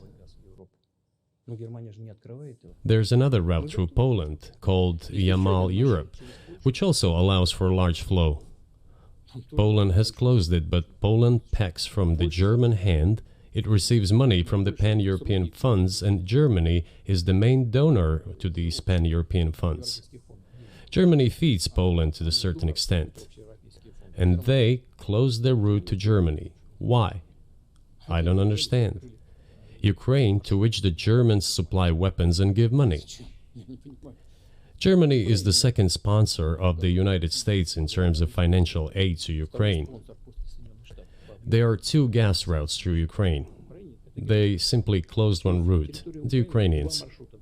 Open the second route and please get gas from Russia. They do not open it.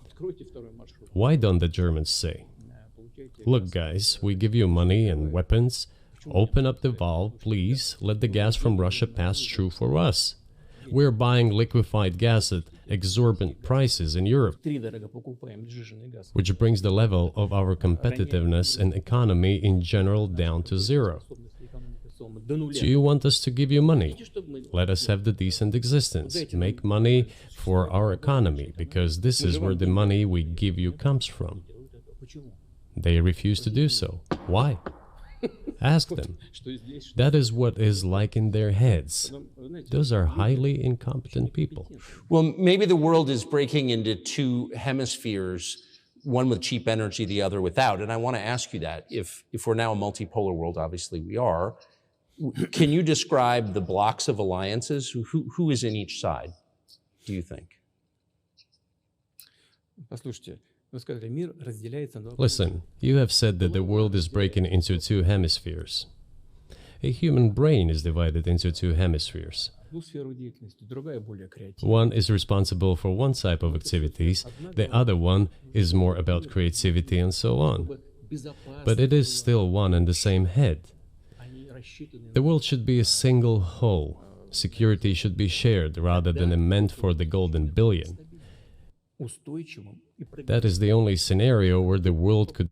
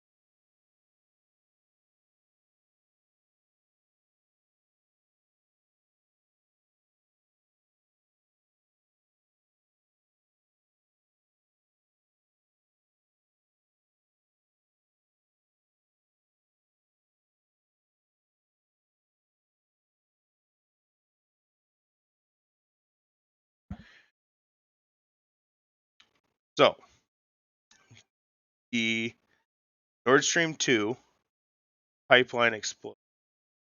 The writer of the article that suggested that the United States was involved, Seymour Hersh, and he said that under the guise of a NATO exercise with Norway, U.S. Navy divers had placed explosives on the two pipelines in the summer of 22, and that when Russia invaded Ukraine, they detonated those as a response to Russia's invasion. And Seymour Hersh's article was based on one anonymous source, and obviously the Biden administration denied these allegations. But what Putin said should be taken into a point. Not too many people are capable. Many people might want to do something like this, an act of terrorism against Russia and certainly against Germany and most of Europe and the environment alone, but not too many people would be capable. Are the Ukrainians capable of diving to the bottom of the Baltic Sea and planting explosives on pipelines? I don't know. I'm certain, though, that the United States Navy is. I mean, with the budget the budget that the United States military has on top of, you know, our years and years and years of constant warfare, we've developed uh, the technological ability to pull something off like this. It's not outside the realm of possibility that the United States was directly or maybe indirectly involved in conducting these operations. And I mean, especially when you consider that we we train with all these NATO countries all over the world, that'd be a good cover. Would be stable, sustainable, and predictable. Until then, while the head is split in two parts, it is an illness, a serious adverse condition. It is a period of severe disease that the world is going through now. But I think that thanks to honest journalism, this work is akin to work of the doctors. This could somehow be remedied. Well, let's just give one example, the US dollar, which has kind of united the world in a lot of ways, maybe not to your advantage, but certainly to ours. Is that going away as the reserve currency, the universally accepted currency? How have sanctions, do you think, changed the dollar's place in the world?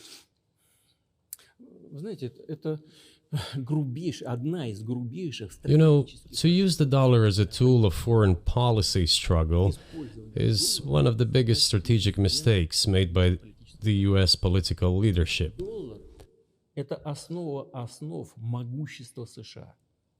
The dollar is the cornerstone of the United States power. I think everyone understands very well that no matter how many dollars are printed, they are quickly dispersed all over the world.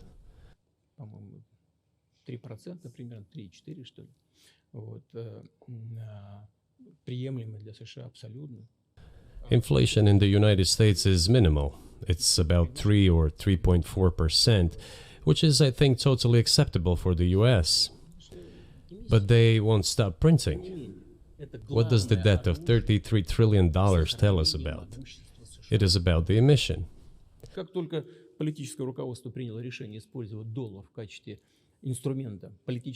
Nevertheless, it is the main weapon used by the United States to preserve its power across the world. As soon as the political leadership decided to use the US dollar as a tool of political struggle, a blow was dealt to this American power. I would not like to use any strong language, but it is a stupid thing to do and a grave mistake.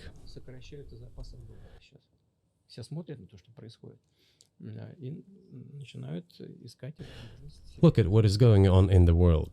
Even the United States allies are now downsizing their dollar reserves. Seeing this, everyone starts looking for ways to protect themselves. But the fact that the United States applies restrictive measures to certain countries, such as placing restrictions on transactions, freezing assets, etc., causes grave concern and sends a signal to the whole world. What did we have here? Until 2022, about 80% of Russian foreign trade transactions were made in US dollars and euros.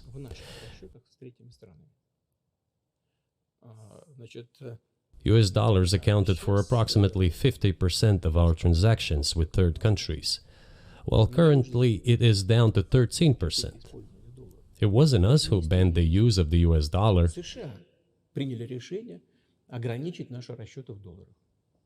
We had no such intention. It was decision of the United States to restrict our transactions in US dollars. I think it is complete foolishness from the point of view of the interests of the United States itself and its taxpayers, as it damages the US economy, undermines the power of the United States across the world. By the way, our transactions in yuan accounted for about 3%. Today, 34% of our transactions are made in rubles and about as much, a little over 34% in yuan. Why did the United States do this? My only guess is self-conceit. They probably thought it would lead to full collapse, but nothing collapsed. Moreover, other countries, including oil producers, are thinking of and already accepting payments for oil in yuan. Do you even realize what is going on or not? Ну, вы понимаете, что это такое происходит? Does anyone in the United States realize Понимает this? это в тех же Соединенных Штатах. What are you doing? You are cutting yourself Сами off. себе All обрезаете experts say this. то, что всегда... Ask any intelligent and thinking person in the United States what the dollar means for the US. Что такое доллар? You're killing it with your own hands. Убивает. I think that's I think that's a fair assessment. The question is what comes next, Конечно. and maybe you trade one colonial power for another, much less sentimental and forgiving colonial power. I mean, is the BRICS, for example, in danger of being completely dominated by the Chinese economy in a way that's not good for their sovereignty? Do you worry about that? Эти страшилки нам... Well, we have heard those boogeyman stories before. It is a boogeyman story. We're neighbors with China. You cannot choose neighbors just as you cannot choose close relatives. We share a border of 1,000 kilometers with them. This is number one. Second, we have a centuries-long history of coexistence. We're used to it. Third, China's foreign policy philosophy is not aggressive. Its idea is to always look for compromise, and we can see that. The next point is as follows. We are always told the same boogeyman story, and here it goes again, through an euphemistic form, but it is still the same boogeyman story. The cooperation with China keeps increasing. The pace at which China's cooperation with Europe is growing is higher and greater than that of the growth of Chinese-Russian cooperation. Ask Europeans, aren't they afraid? They might be, I don't know. But they are still trying to access China's market at all costs, especially now that they are facing economic problems. Chinese businesses are also exploring the European market. Do Chinese businesses have small presence in the United States? Yes, the political decisions are such that they are trying to limit their cooperation with China. It is to your own detriment, Mr. Tucker, that you are limiting cooperation with China. You are hurting yourself. It is a delicate matter, and there are no silver bullet solutions, just as it is with the dollar. So, before introducing any illegitimate sanctions, illegitimate in terms of the Charter of the United Nations, one should think very carefully. For decision makers, this appears to be a problem. So you said a moment ago that the world would be a lot better if it weren't broken into competing alliances, if there was cooperation globally. One of the reasons you don't have that is because the current American administration is dead set against you. Do you think if there were a new administration after Joe Biden that you would be able to reestablish communication with the U.S. government? Or does it not matter who the president is? Сейчас скажу, но чтобы закончить предыдущий вопрос. I will tell you, but let me finish the previous thought. We, together with my colleague and friend, President Xi Jinping, set a goal to reach $200 billion of mutual trade with China this year.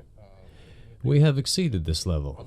According to our figures, our bilateral trade with China totals already $230 billion, and the Chinese statistics says it is $240 billion. One more important thing, our trade is well balanced, mutually complementary in high-tech, energy, scientific research and development. It is very balanced. As for BRICS, where Russia took over the presidency this year, the BRICS countries are, by and large, developing very rapidly. J-Big shoots. Thimbrick 989. Thanks for tuning in, guys. Yeah, we're coming towards the last half hour of this interview, delving into Russia's involvement with BRICS and Chinese cooperation, U.S. and Chinese cooperation, which is a massive amount of going on right now.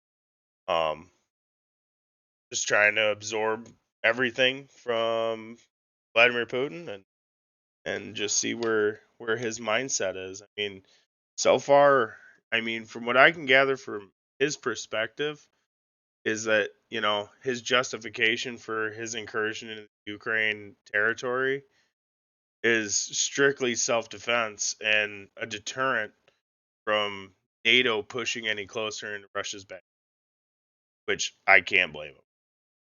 I mean, if the roles were reversed, we would do the exact same thing. If Russia was the leader of NATO and tried to absorb Canada into NATO or Mexico into NATO, we would be on edge. And I think we would do something about it. Whether, we have right to that territory or whether Putin has right to that territory, I don't know if that's even relevant now. More or less, it's relevant to protect himself from Western violations of his country, and the formation of BRICS, the failure of the U.S. dollar, all that's culminating into something much greater than what we understand. Look, if memory serves me right, back in 1992, the share of the G7 countries in the world economy amounted to 47%, whereas in 2022 it was down to, I think, a little over 30%. The BRICS countries accounted for only 16% in 1992, but now their share is greater than that of the G7. It has nothing to do with the events in Ukraine. This is due to the trends of global development and world economy, as I mentioned just now. And this is inevitable. This will keep happening. It is like the rise of the sun. You cannot prevent the sun from rising. You have to adapt to it. How do the United States adapt? With the help of force, sanctions, pressure, bombings, and use of armed forces. This is about self-conceit. Your political establishment does not understand that the world is changing under objective circumstances. And in order to preserve your level, even if someone aspires, to the level of dominance, you have to make the right decisions in a competent and timely manner. Such brutal actions, including with regard to Russia and, say, other countries, are counterproductive. This is an obvious fact. It has already become evident. You just asked me if another leader comes and changes something. It is not about the leader. It is not about the personality of a particular person. I had a very good relationship with, say, Bush. I know that in the United States, he was portrayed as some kind of a country boy who does not understand much. I assure you that this is not the case. I think he made a lot of mistakes with regard to Russia, too. I told you about 2008 and the decision in Bucharest to open the NATO's doors for Ukraine and so on. That happened during his presidency. He actually exercised pressure on the Europeans. But in general, on a personal human level, I had a very good relationship with him. He was no worse than any other American or Russian or European politician. I assure you, he understood what he was doing as well as others. I had such personal relationship with Trump as well. It is not about the personality of the leader, it is about the elite's mindset. If the idea of domination at any cost, based also on forceful actions, dominates the American society, nothing will change. It will only get worse.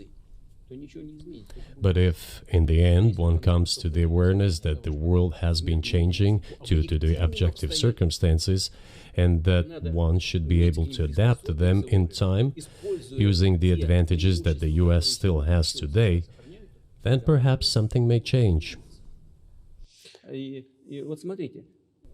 Look, China's economy has become the first economy in the world in purchasing power parity. In terms of volume, it overtook the US a long time ago. The USA comes second, then India, 1.5 billion people, and then Japan, with Russia in the fifth place. Russia was the first economy in Europe last year, despite all the sanctions and restrictions.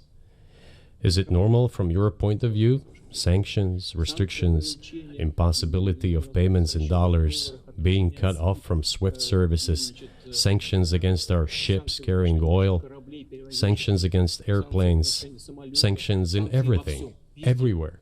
The largest number of sanctions in the world which are applied against Russia. And we have become Europe's first economy during this time. The tools that US uses don't work. Well, one has to think about what to do. If this realization comes to the ruling elites, then yes, then the first person of the state will act in anticipation of what the voters and the people who make decisions at various levels expect from this person. Then maybe something will change. But you're describing two different systems. You say that the leader acts in the interest of the voters, but you also say these decisions are not made by the leader, they're made by the ruling classes. You've run this country for so long, you've known all these American presidents. What are those power centers in the United States, do you think? Like, who actually makes the decisions?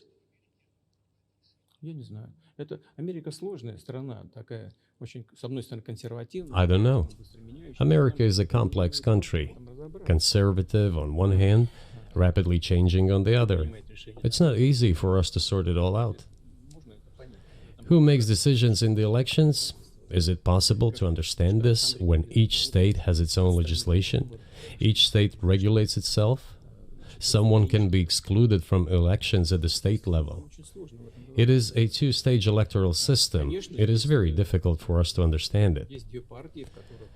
Certainly, there are two parties that are dominant, the Republicans and the Democrats. Most of us And don't even within this understand party it. system, the centers that make decisions, that prepare decisions. Then, look, why, in my opinion, after the collapse of the Soviet Union, such an erroneous, crude, completely unjustified policy of pressure was pursued against Russia? After all, this is a policy of pressure. NATO expansion, support for the separatists in Caucasus, creation of a missile defense system. These are all elements of pressure. Pressure, pressure, pressure. Then, dragging Ukraine into NATO is all about pressure, pressure, pressure. Why? I think, among other things, because excessive production capacities were created. During the confrontation with the Soviet Union, there were many centers created and specialists on the Soviet Union who could not do anything else. They convinced the political leadership that it is necessary to continue chiseling Russia, to try to break it up, to create on this territory several quasi-state entities, and to subdue them in a divided form, to use their combined potential for the future struggle with China. This is a mistake, including the excessive potential of those who worked for the confrontation with the Soviet Union. It is necessary to get rid of this. There should be new, fresh forces, people who look into the future and understand what is happening in the world. Look at how Indonesia is developing. 600 million people. Where can we get away from that? Nowhere. We just have to assume that Indonesia will enter. It is already in the club of the world's leading economies, no matter who likes it or dislikes it. Yes, we understand and are aware that in the United States, despite all the economic problems, the situation is still normal, with the economy growing decently. The GDP is growing by 2.5%, if I'm not mistaken. But if we want to ensure the future, then we need to change our approach to what is changing. As I already said, the world would nevertheless change, regardless of how the developments in Ukraine end. The world is changing.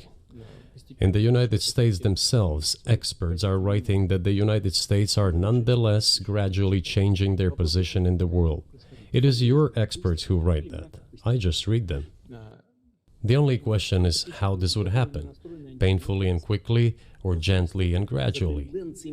And this is written by people who are not anti-American. They simply follow global development trends. That's it.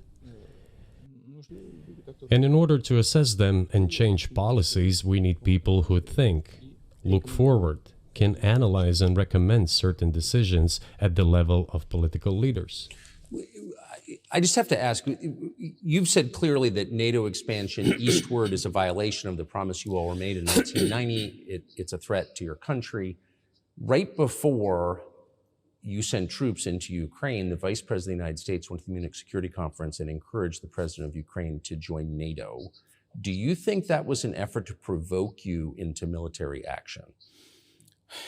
Мы просто, я еще раз повторяю, мы многократно предлагали... I repeat once again, we have repeatedly proposed to seek a solution to the problems that arose in Ukraine after 2014 coup d'etat through peaceful means.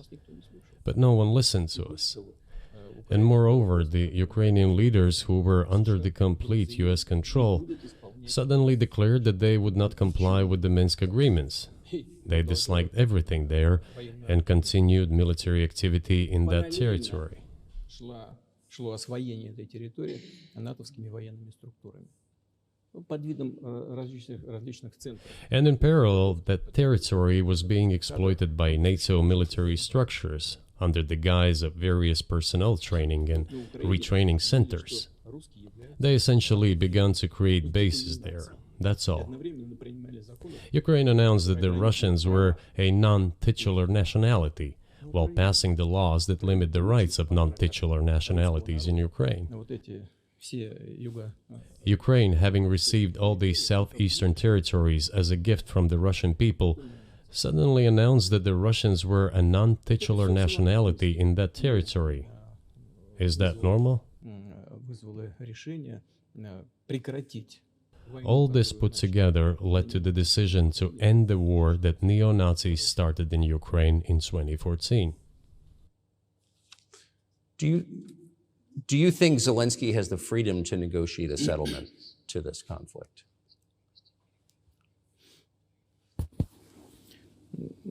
I don't know the details. Of course, it's difficult for me to judge.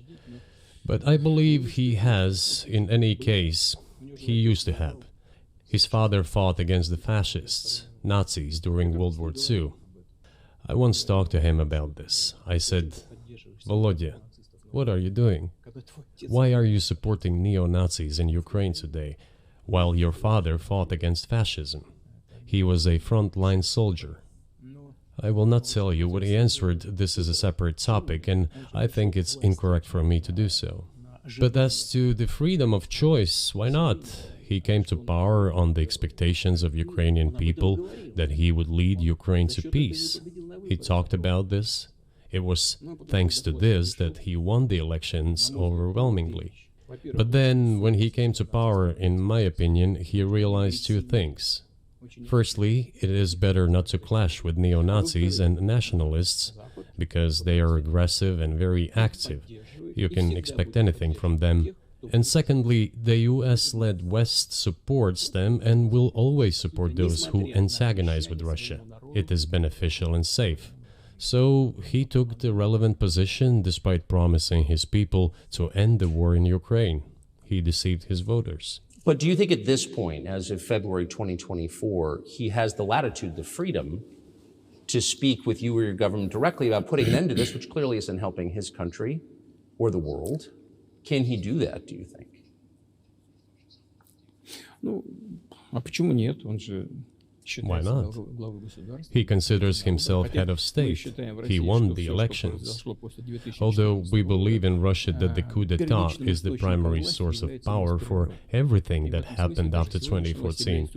And in this sense, even today, government is flawed. But he considers himself the president, and he is recognized by the United States, all of Europe, and practically the rest of the world in such a capacity. Why not? He can. We negotiated with Ukraine in Istanbul. We agreed. He was aware of this. Moreover, the negotiation group leader, Mr. Arahamiya is his last name, I believe still heads the faction of the ruling party, the party of the president in the Rada. He still heads the presidential faction in the Rada, the country's parliament. He still sits there. этом документе. He even put his preliminary signature on the document I am telling you about. But then he publicly stated to the whole world, we were ready to sign this document, but Mr. Johnson, then the Prime Minister of Great Britain, came and dissuaded us from doing this, saying it was better to fight Russia. They would give everything needed for us to return what was lost during the clashes with Russia. And we agreed with this proposal. Look, his statement has been published. He said it publicly. Can they return to this or not? The question is, do they want it or not? Further on, President of Ukraine issued a decree prohibiting negotiations with us. Let him cancel that decree, and that's it. We have never refused negotiations, indeed. We hear all the time, is Russia ready? Yes, we have not refused. It was them who publicly refused. Well, let him cancel his decree and enter into negotiations. We have never refused. And the fact that they obeyed the demand or persuasion of Mr. Johnson, the former Prime Minister of Great Britain, seems ridiculous and very sad to me. Because, as Mr. Arakamiya put it, we could have stopped those hostilities with war a year and a half ago already. But the British persuaded us and we refused this. Where is Mr. Johnson now? And the war continues. That's a good question. Where do you think he is and why did he do that?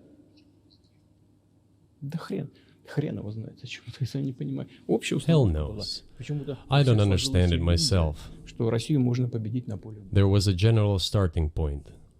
For some reason, everyone had the illusion that Russia could be defeated on the battlefield. Because of arrogance, because of a pure heart, but not because of a great mind. You've described the connection between Russia and Ukraine. You've described Russia itself a couple of times as Orthodox. That's central to your understanding of Russia. You've said you're Orthodox. What does that mean for you? You're a Christian leader by your own description. So what effect does that have on you?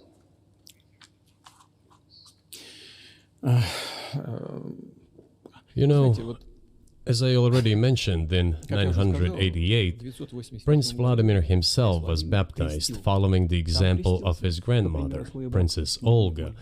And then he baptized his squad. And then, gradually, over the course of several years, he baptized all the Rus. It was a lengthy process, from pagans to Christians. It took many years. But in the end, this orthodoxy, Eastern Christianity, deeply rooted itself in the consciousness of the Russian people. When Russia expanded and absorbed other nations who profess Islam, Buddhism, and Judaism, Russia has always been very loyal to those people who profess other religions. This is her strength. This is absolutely clear. And the fact is that the main postulates, main values are very similar, not to say the same, in all world religions I've just mentioned, and which are the traditional religions of the Russian Federation, Russia. By the way, Russian authorities were always very careful about the culture and religion of those people who came into the Russian Empire. This, in my opinion, forms the basis of both security and stability of the Russian statehood. All the peoples inhabiting Russia basically consider it their motherhood. If, say, people move over to you or to Europe from Latin America, an even clearer and more understandable example, people come, but yet they have come to you or to European countries from their historical homeland. And people who profess different religions in Russia consider Russia their motherland. They have no other motherland. We are together. This is one big family. And our traditional values are very similar. I've just mentioned one big family, but everyone has his, her own family. And this is the basis of our society.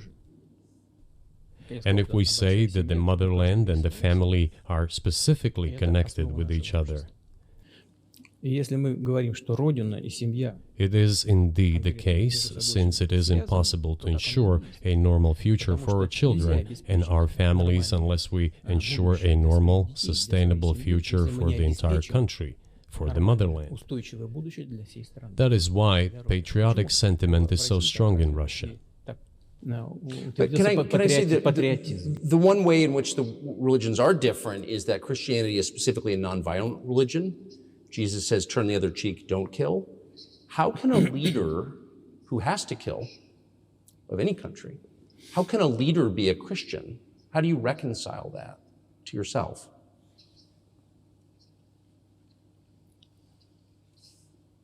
Очень легко. Если речь идет о защите себя и своей семьи. It is very easy when it comes to protecting oneself and one's family, one's homeland. Начались события. We won't attack anyone. С госпереворота и с начала боевых действий на Донецке.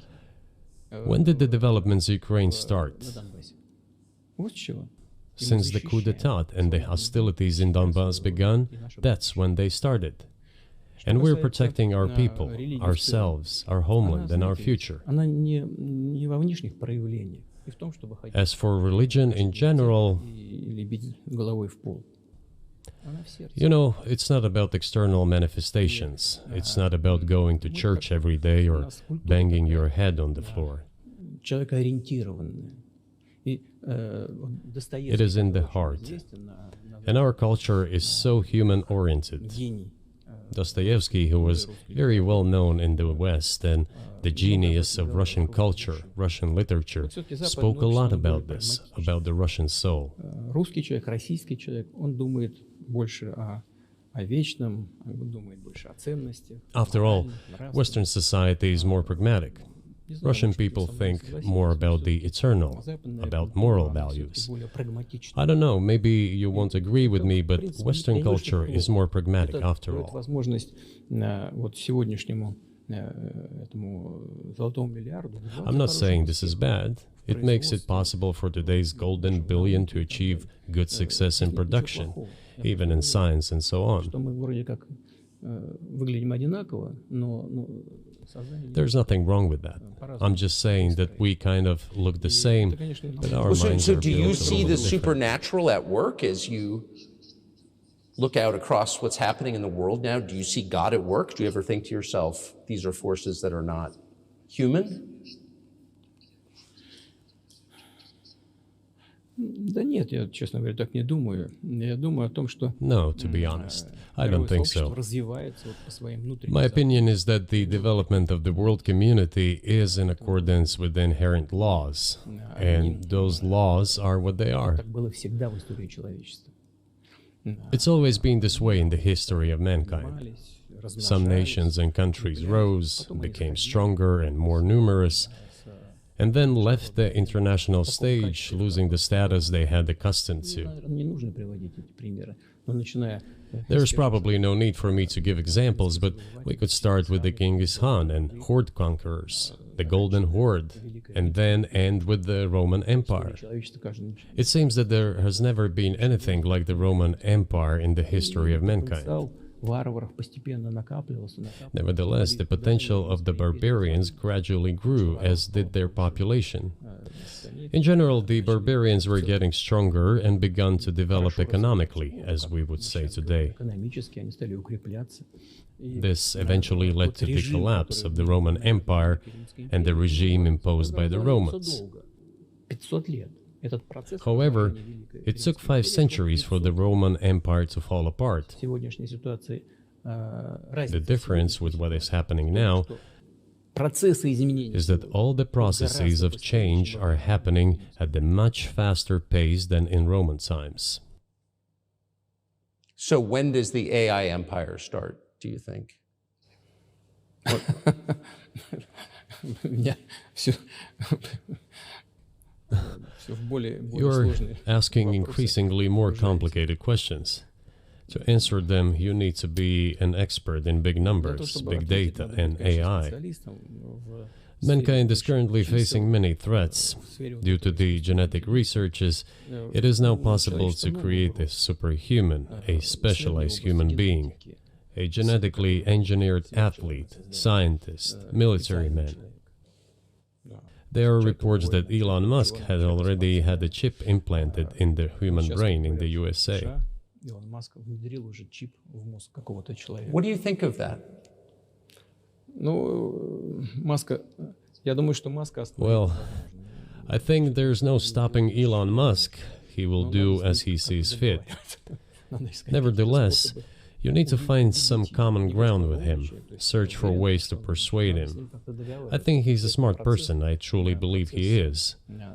So you need to reach an agreement with him because this process needs to be formalized and subjected to certain rules.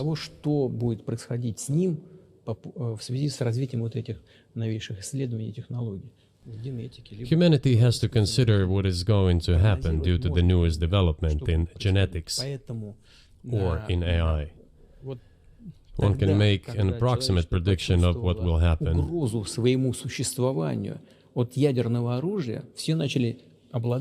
Once mankind felt an existential threat coming from nuclear weapons, all nuclear nations began to come to terms with one another since they realized the negligent use of nuclear weaponry could drive humanity to extinction. It is impossible to stop research in genetics or AI today, just as it was impossible to stop the use of gunpowder back in the day.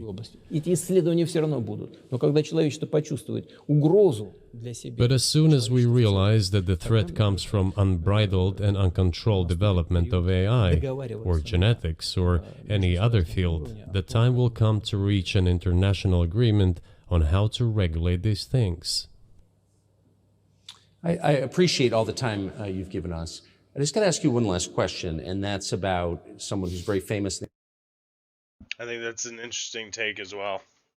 I 100% statement on. I try not to delve into that conspiracy theory too far because it can get pretty sci-fi, very Arnold Schwarzenegger Terminator type stuff, and but he makes a valid point. There needs to be some control, some regulation, some kind of way to discipline the unbridled use of artificial intelligence across the board. I'm not saying, we don't need anything that re-regulates the internet or anything to that extent. Absolutely some way to figure out how to maintain our control as humanity over artificial intelligence. The United States, probably not here. Evan Gershkovich, who's the Wall Street Journal reporter, he's 32, and he's been in prison for almost a year. This is a huge story in the United States, and I just want to ask you directly, without getting into the details of it or your version of what happened, if as a sign of your decency, you would be willing to release him to us and we'll bring him back to the United States.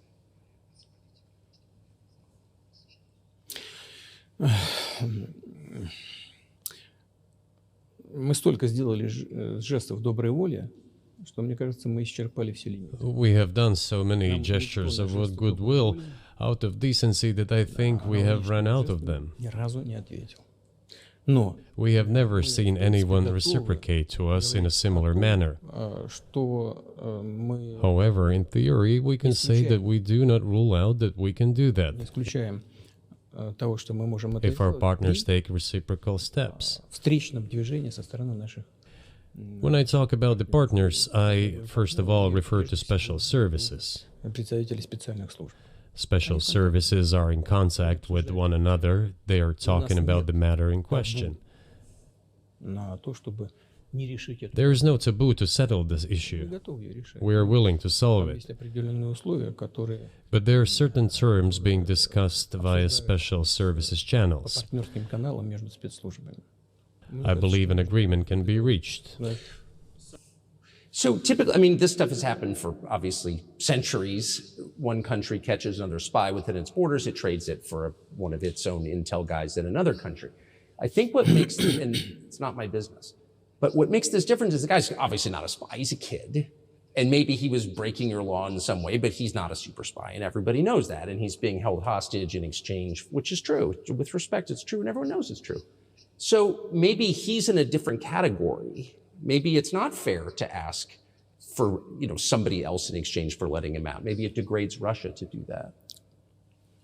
Вы знаете, можно как угодно говорить, что такое шпион, что не шпион. You know, you can give different interpretations to what constitutes a spy, but there are certain things provided by law.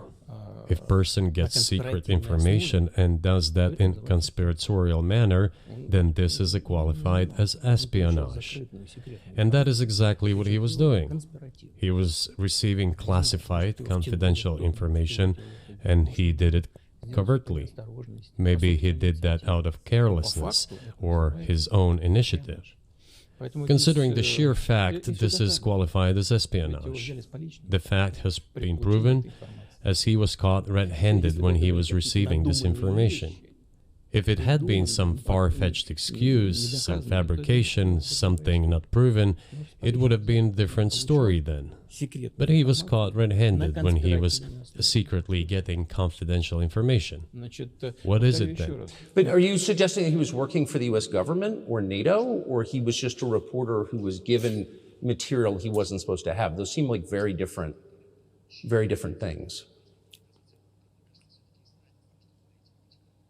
Я не знаю, на кого он работал. Но повторяю еще. I don't know who he was working for, but I would like to reiterate that getting classified information in secret is called espionage, and he was working for the U.S. Special Services, some other agencies. I don't think he was working for Monaco, as Monaco is hardly interested in getting that information. It is up to special services to come to an agreement. Some groundwork has been laid. There are people who, in our view, are not connected with special services.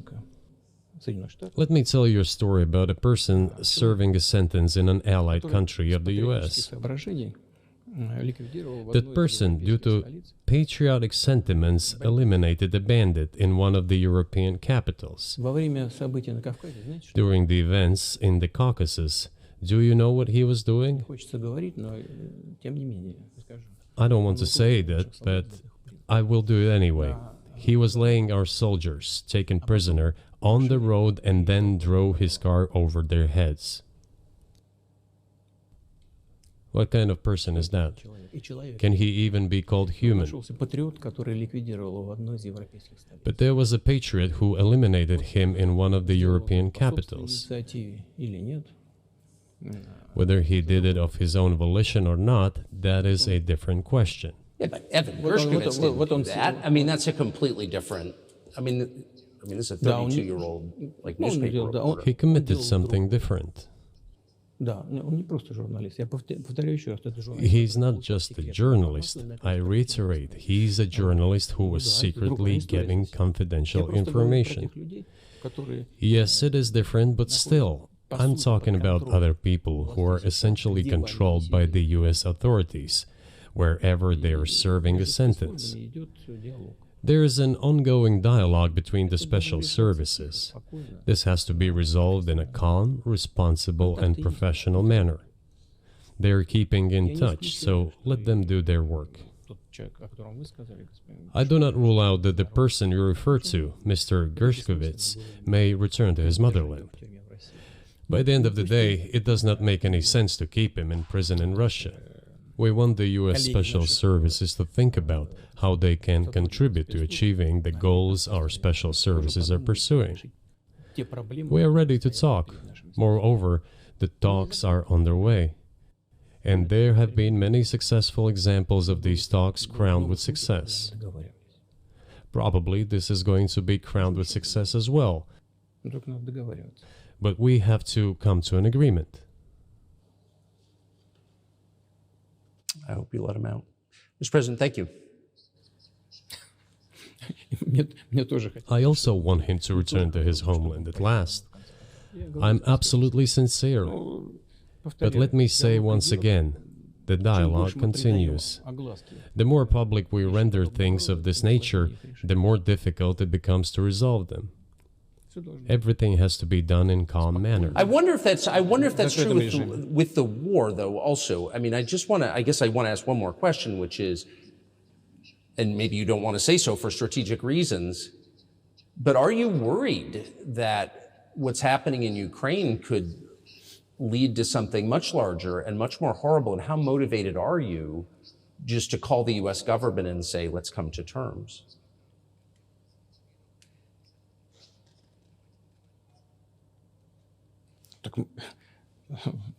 Послушайте, я же сказал. I already said that we did not refuse to talk. We are willing to negotiate. It is the Western side, and Ukraine is obviously a satellite state of the US.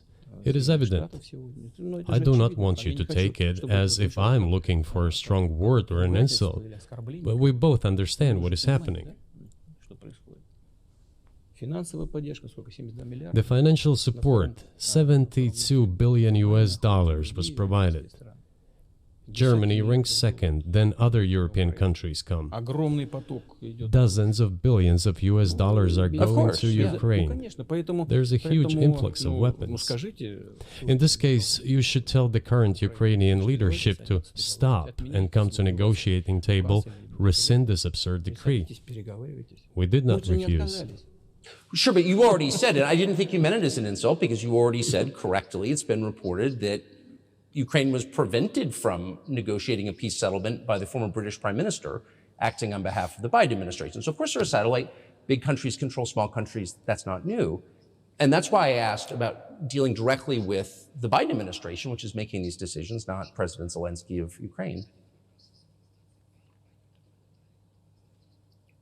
Но если администрация Зеленского на Украине отказалась от переговоров, well, if the Zelensky administration in Ukraine refused to negotiate, I assume they did it under the instruction from Washington. If Washington believes it to be the wrong decision, let it abandon it. Let it find a delicate excuse so that no one is insulted. Let it come up with a way out. It was not us who made this decision, it was them. So let them go back on it. That is it. However, they made the wrong decision, and now we have to look for a way out of the situation to correct their mistakes.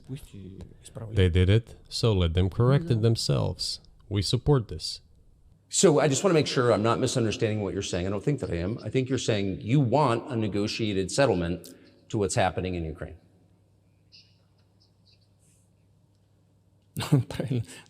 Right. And we made it. We prepared a huge document in Istanbul that was initialed by the head of the Ukrainian delegation. He affixed his signature to some of the provisions, not to all of it. He put his signature, and then he himself said, we were ready to sign it and the war would have been over long ago, 18 months ago. However, Prime Minister Johnson came, talked us out of it, and we missed that chance. Well, you missed it, you made a mistake. Let them get back to that, that is all. Why do we have to bother ourselves and correct somebody else's mistakes? I know one can say it is our mistake. It was us who intensified the situation and decided to put an end to the war that started in 2014 in Donbass, as I have already said, by means of weapons. Let me get back to further in history.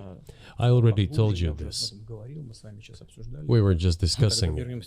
Let us go back to 1991, when we were promised that NATO would not expand, to 2008, when the doors to NATO opened to the declaration of state sovereignty of Ukraine, declaring Ukraine a neutral state. Let us go back to the fact that NATO and US military bases started to appear on the territory of Ukraine, creating threats to us. Let us go back to coup d'etat in Ukraine in 2014. It is pointless though, isn't it?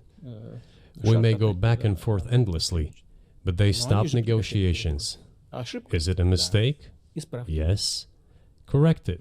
We are ready. What else is needed? Do you think it's too humiliating at this point for NATO to accept Russian control of what was 2 years ago Ukrainian territory? Я же сказал. I said let them think how to do it with dignity. There are options if there is a will. Варианты есть. Но если желание. Up until now, there has been the uproar and screaming about inflicting a strategic defeat on Russia on the battlefield. Стратегического поражения России, поражения на Now they are apparently coming to realize that it is difficult to achieve, if possible at all. In my opinion, it is impossible by definition. It is never going to happen. It seems to me that now those who are in power in the West have come to realize this as well. это осознание пришло. Подумайте теперь. If so, if the realization has set in, they have to think what to do next. Того, We're ready for this dialogue. Would you be willing to say, congratulations, NATO, you won, and just keep the situation where it is now? ну, вы знаете, это предмет переговоров. You know, it is a subject matter for the negotiations. No one is willing to conduct, or, to put it more accurately, Точнее сказать, хотят. they're willing but do not know how to do it. Я не только вижу, I know they want я to. знаю, что It is not just I see it, but I know they do want it. But they're struggling to understand how to do it. They have driven the situation to the point where we are at. It is not us who have done that. It is our partners, opponents who have done that. Well, now let them think how to reverse the situation. We're not against it. It would be funny if it were not so sad. Да, было бы смешно, если бы не было так грустно. This endless mobilization in Ukraine, the hysteria, the domestic problems, sooner or later it will result in agreement. Истерика, там, внутренние проблемы. You know, this probably sounds strange given the current situation, Все равно мы договоримся. И but the relations between the two peoples will be может, даже rebuilt странно в anyway. сегодняшней ситуации прозвучит. It will take a lot of time, but they will heal. Между народами восстановится. Потребуется много времени. I'll give you very unusual examples. Совсем приведу вам необычный пример. There is a combat encounter on the На поле battlefield. боя Here's a specific example. Ukrainian soldiers got encircled. This is an example from real life. Украинская Our soldiers were shouting to them, "There is no chance. Surrender yourselves. Come out and you will be alive." Наши солдаты им кричат. Suddenly, the Ukrainian soldiers were screaming from there in Russian, perfect Russian, saying, Вдруг оттуда "Russians, do not surrender." на хорошем русском And all of them и perished. не сдаются. They still identify themselves as Russian. Они до сих пор русскими себя ощущают. В этом смысле то, что What is происходит, happening is, to a certain extent, an element of a civil war. и все Everyone in the West thinks that the Russian people have been split by hostilities forever. растащили No, одну they часть. will be reunited. Нет, The unity is still there. воссоединение произойдет. Оно никуда и не делось. Why are the Ukrainian authorities dismantling the Ukrainian Orthodox Растаскивают Church? русскую православную церковь. Because it brings together not only the Не territory, меняет ни территорию. it brings together our souls. И никто No не one will be able to удастся separate the soul. изловить.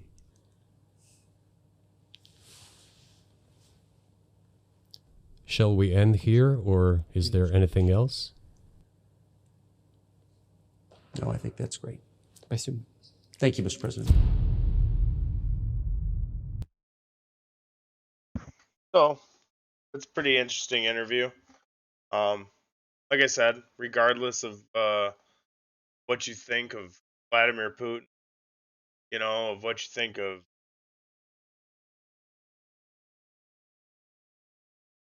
fucking serious.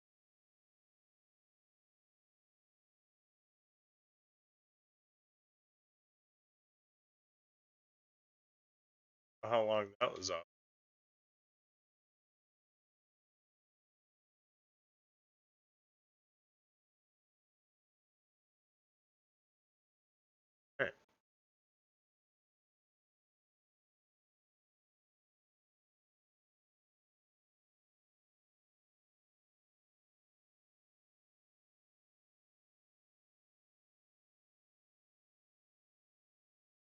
So yeah, that was quite the interview. It's interesting take. There's a lot to digest. There's a lot to unpack there. There's a lot to go through. Um, Vladimir Putin doesn't seem like the madman everybody's painted him to be. You know, Vladimir Putin definitely seems like the uh, the epitome of a leader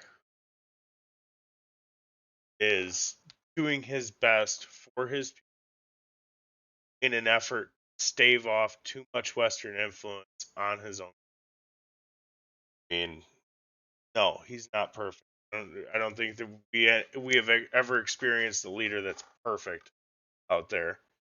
Over the course of the 20th, 21st century, and it's good that we all take into consideration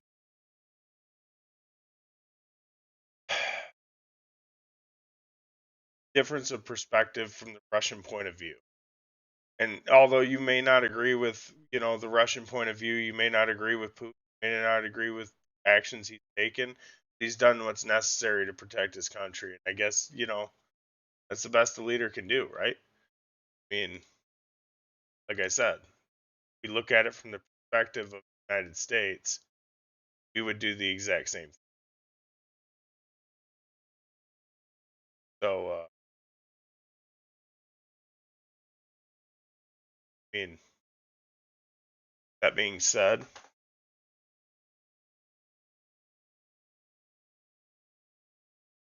interview is definitely that more people should take into account.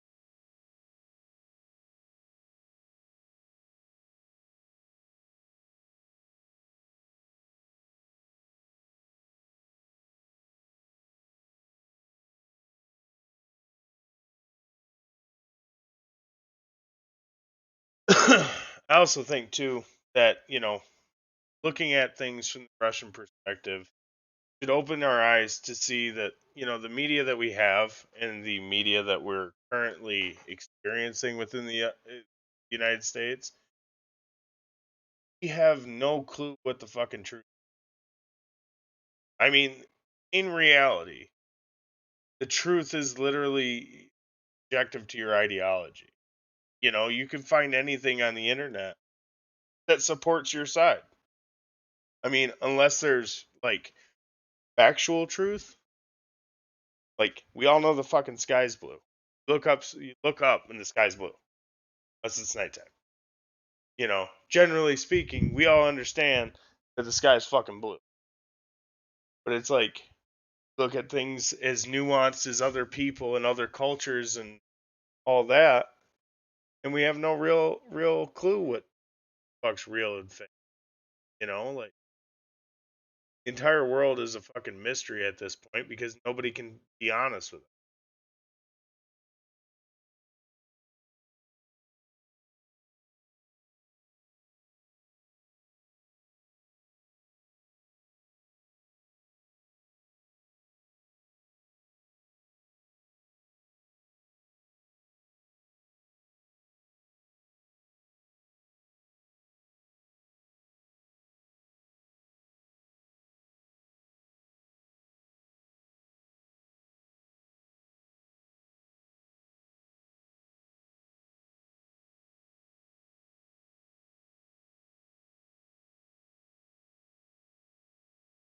So I think from here on out, I'm gonna play Tarkov for maybe 45 minutes. Probably end the stream about 9 o'clock tonight. Hope everybody's having a good night. Jump in the chat. Let me know you're there.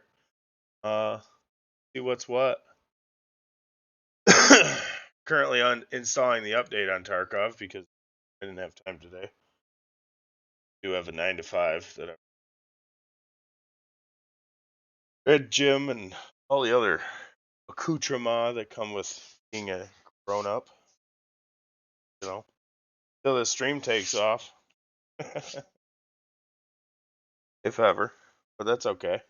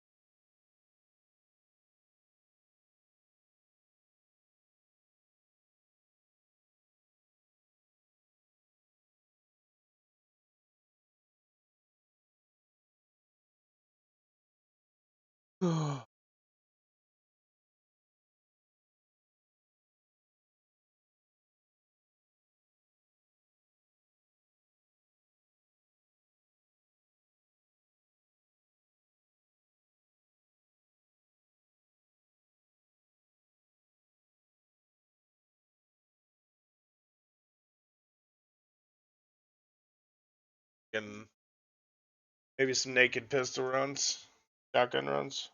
What do you guys think?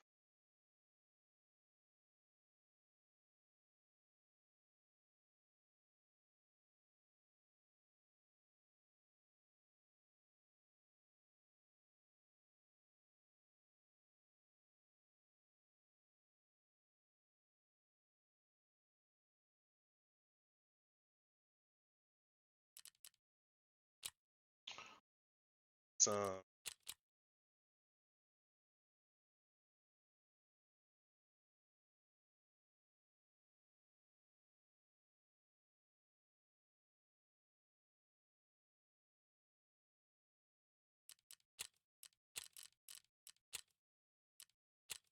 Gav raid real quick.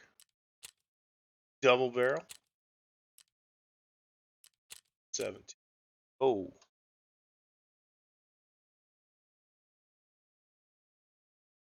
Yeah, so let me know in the chat. How's everybody's day going? You know? Work today, 8-hour shift. Went to the gym, hit legs. Absolutely polished legs. Really happy about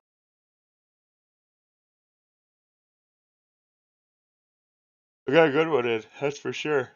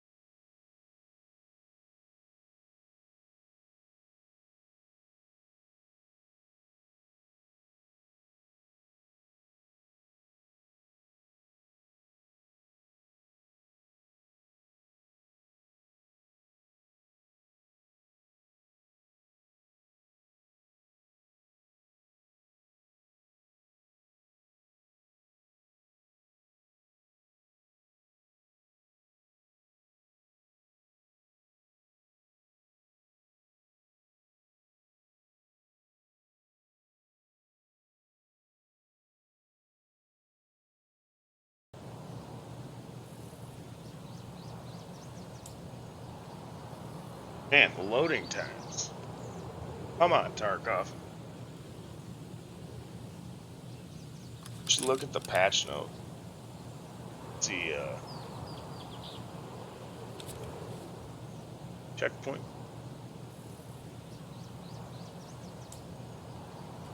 Oh, do we have anything? Why does it give you so much ammo? Short, bro.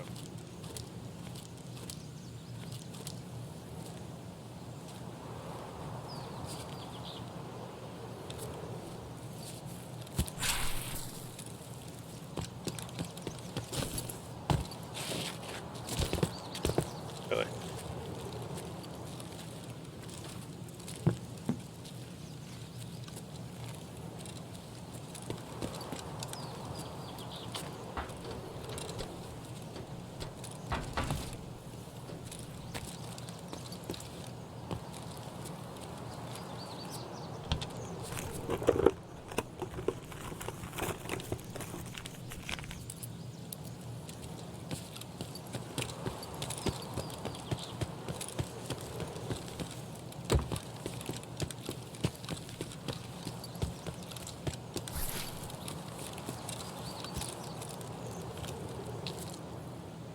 Oof. That lag is real today, folks.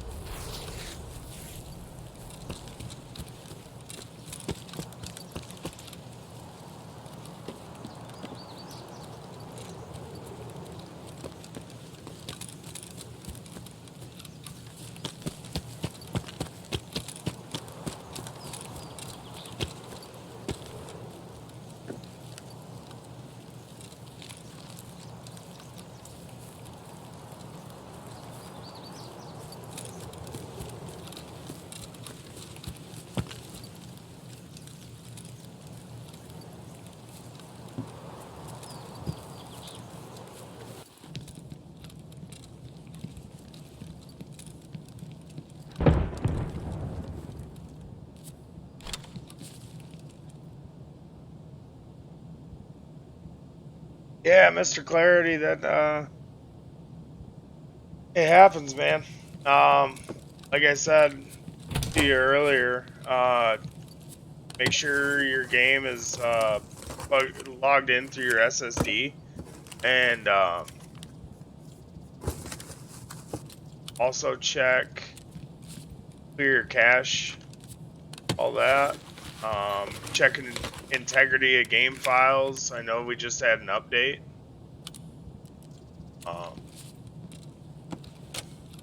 Other than that, man, I'm not totally certain what to do about that. The best bet, though, definitely get that on an SSD.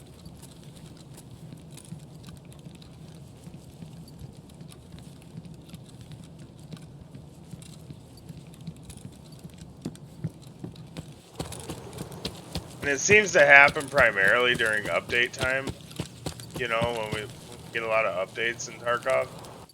I know my game will crash randomly. Like, for really no good explanation.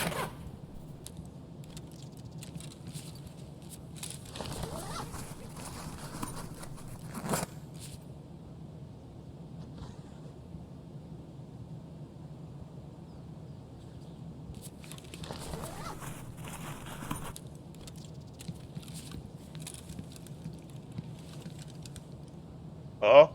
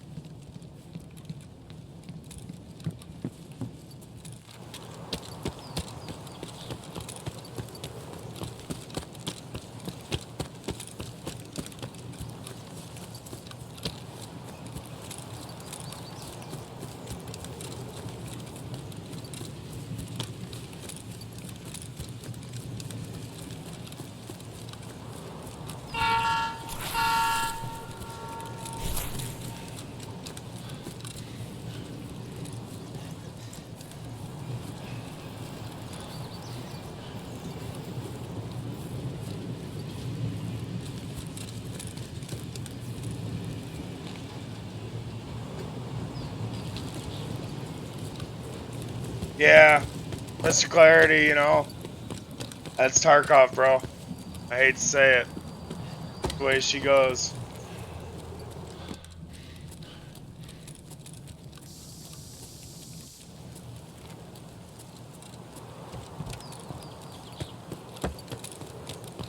Aim for the head.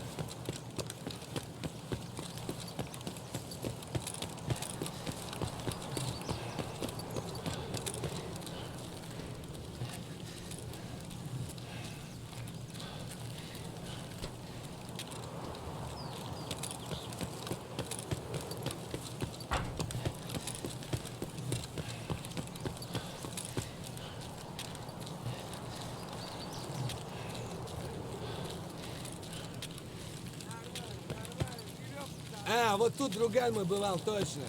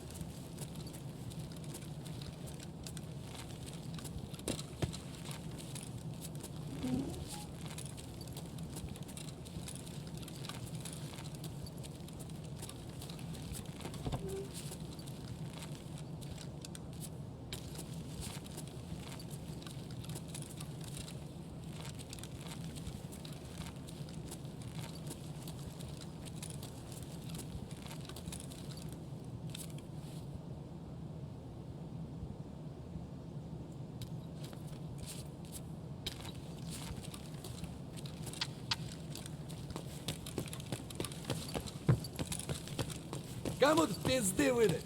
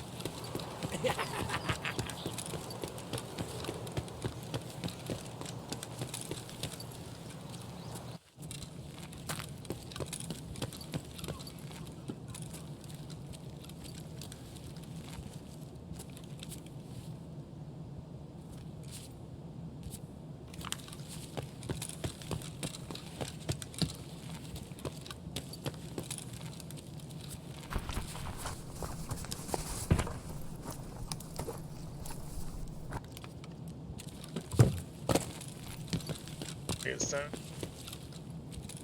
On it.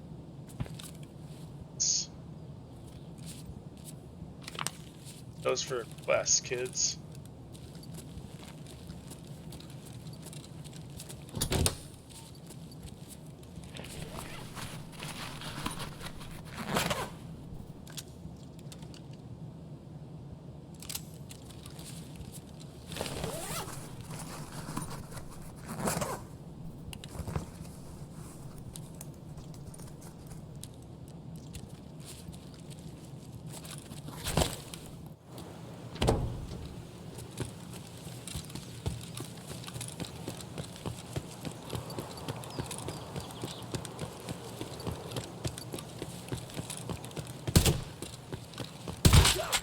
Damn it! What the shit?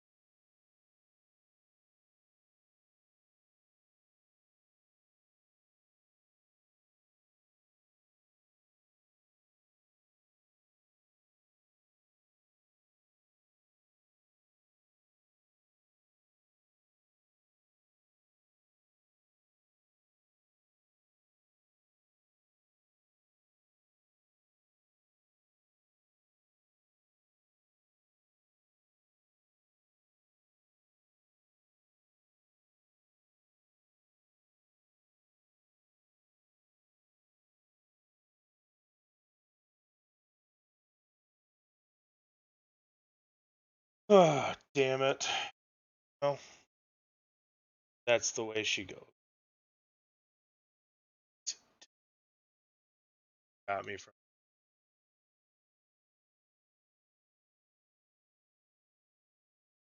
Birkin.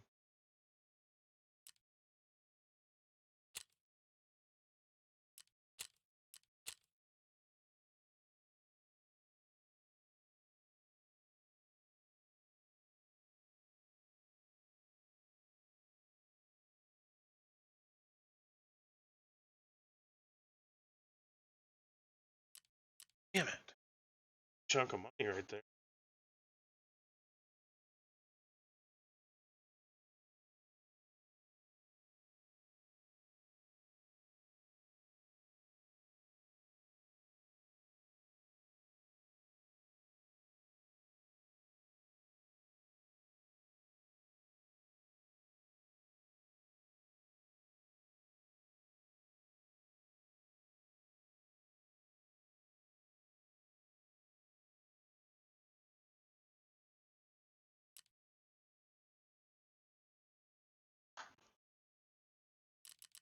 All right.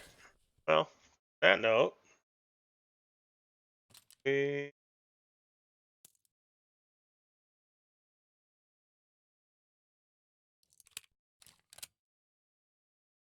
something.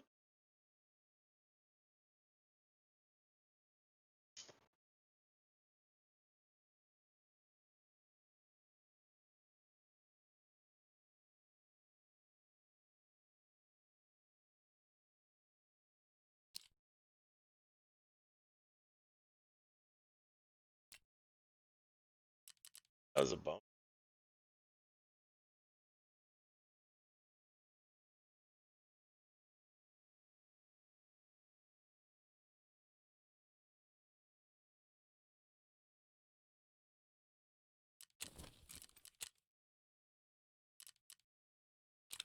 Anybody checked out the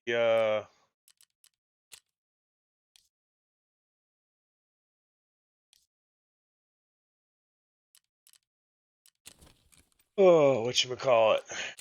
Fragment services tech.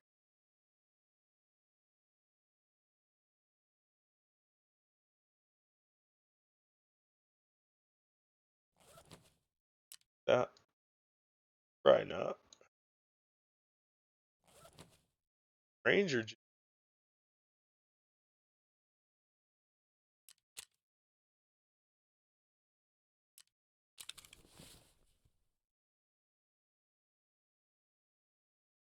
Man, I'm bummed. About to be a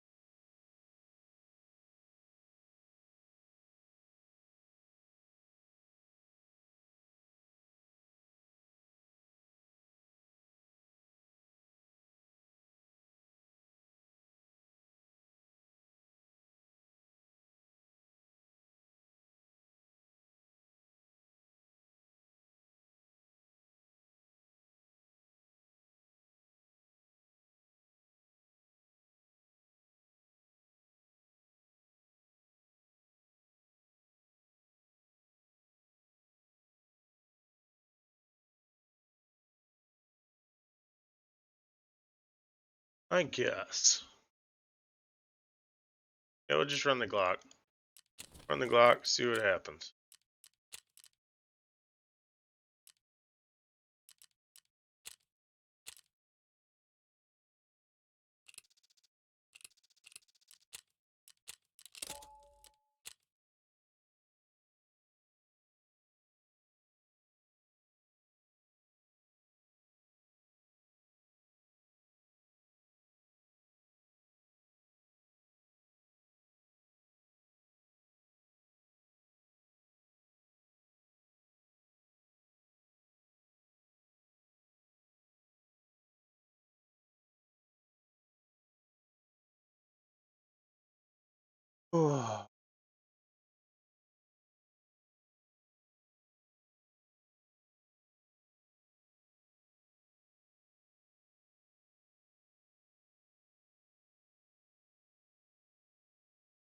Yeah, Mr. Clarity, you know, the connectivity issues. I mean, depending on where you live and what internet service you have.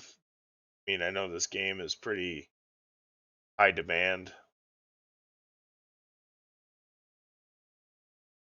It could definitely do a number on how well your computer runs. So important to know that, like, yeah, this is gonna happen. Happens to me all the time. Especially if you're streaming it for whatever reason. I don't have the technical know-how to explain to you what that is, but I notice like when I'm streaming, my loading times are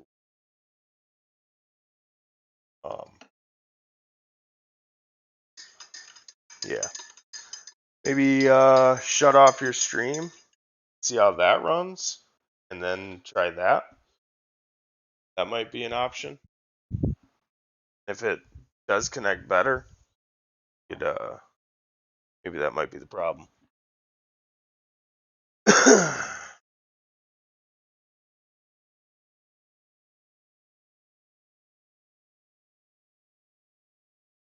Yeah, yeah. I mean, like I said, depending on who your service provider is, really jack you up. I know I got lucky being where I'm at. I get decent.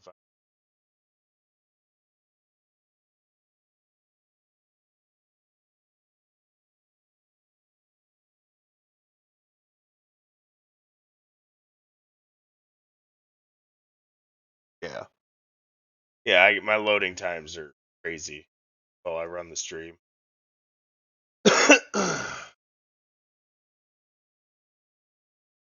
Other than that, how's your night going, buddy?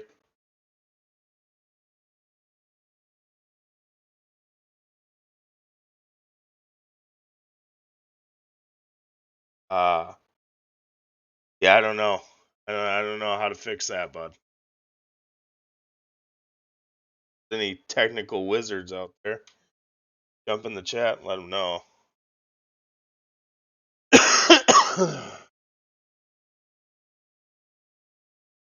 Chat, just a heads up, we're up to 14 followers. Thank you so much. Grateful. Love you guys. You guys are the shit. Let's see if we can bump that number up, yeah? See if we can't get to 20 this week. That's the goal. 20 followers.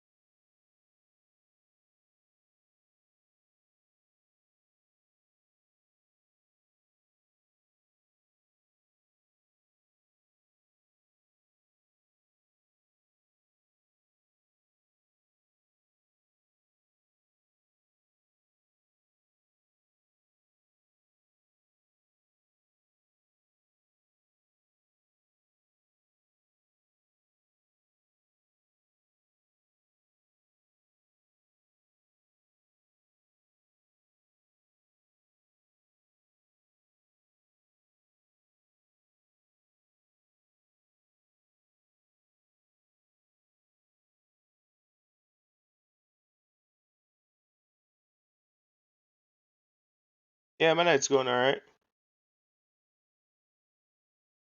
Your webcam's held together with electrical tape? That's shitty. Yeah, dude. Tarkov can be infuriating. It's just getting a stress ball. That's how you get. No, my night's going good. That interview was pretty dope. You know, got a good set at the gym today. Legs are utilized. My quads especially are fucking killing me. Yeah, yeah. Ate something before the stream started. And once the stream's done, post everything to YouTube. And you guys can go back and watch it there. Heading off to bed. Another beautiful day at work tomorrow. All right. Oh, I fucking hate this.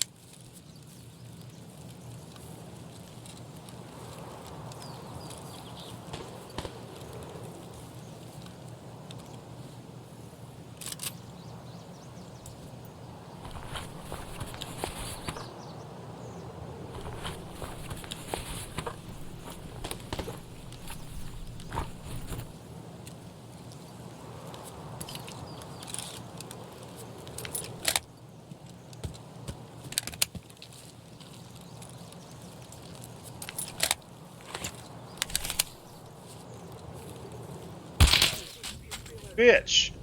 How did I fucking miss that guy? God damn.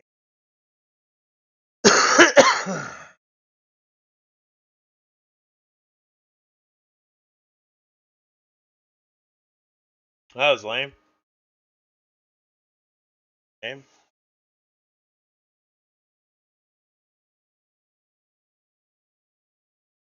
You're kind of cute, though.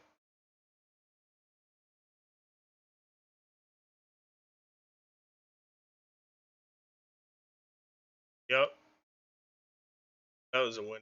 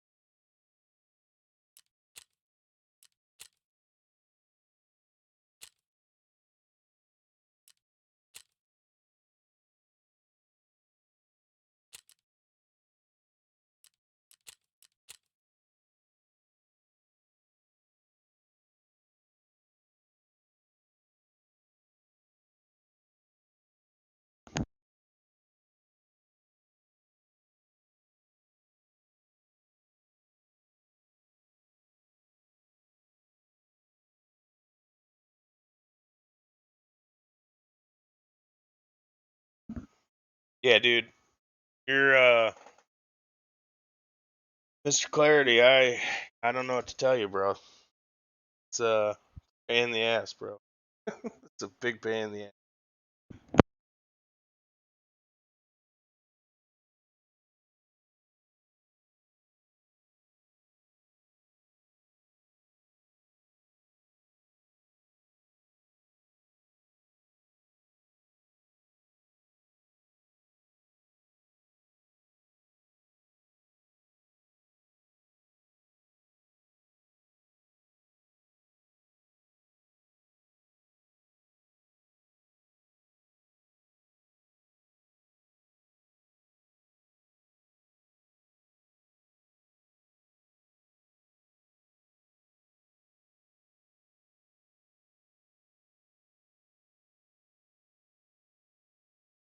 Yeah, I think gotta,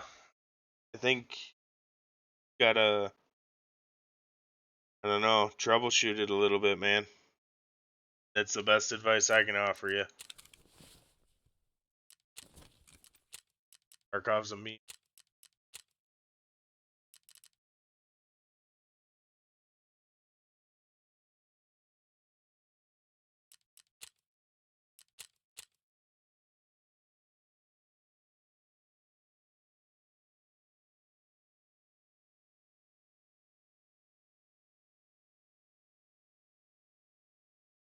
3 hours and 31 minutes deep into this stream, ladies and gentlemen.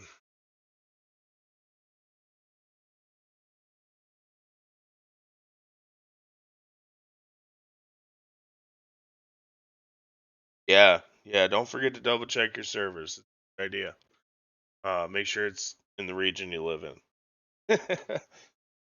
Which I think it does that by default, but I could be wrong.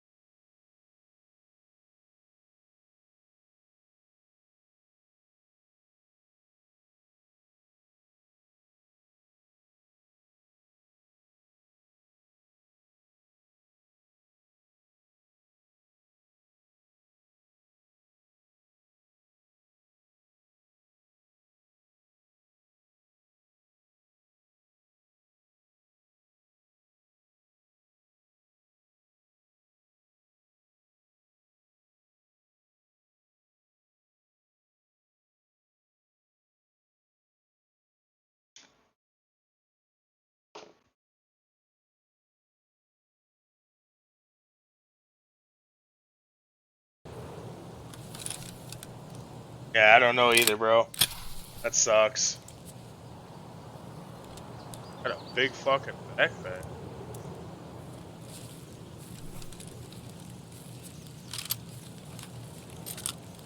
Alright.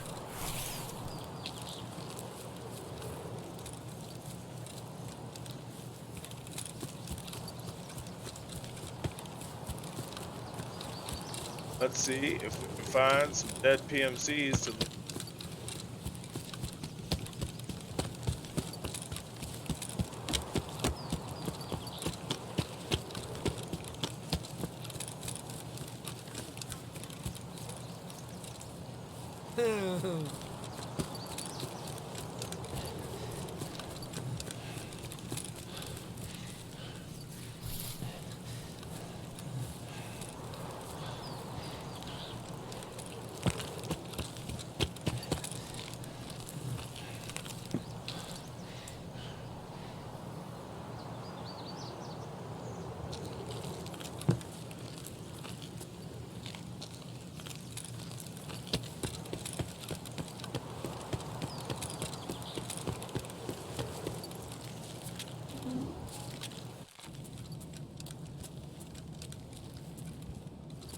So, future reference if you're watching, I have found a 300 blackout here, like, a few times. In past wipes, in this wipe, and every once in a while. You can find I think it's just a stock 300 blackout. MCX, I think it is. I mean, if that's what you're looking for.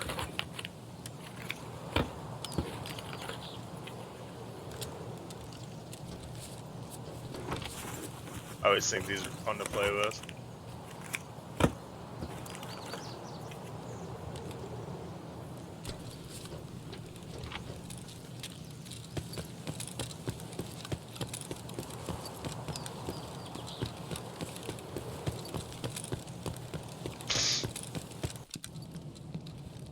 Yeah, I think I'm starting to develop a cold, guys. So if my voice starts sounding stupid, probably why.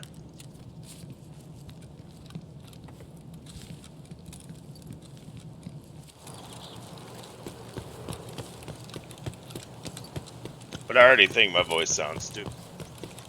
But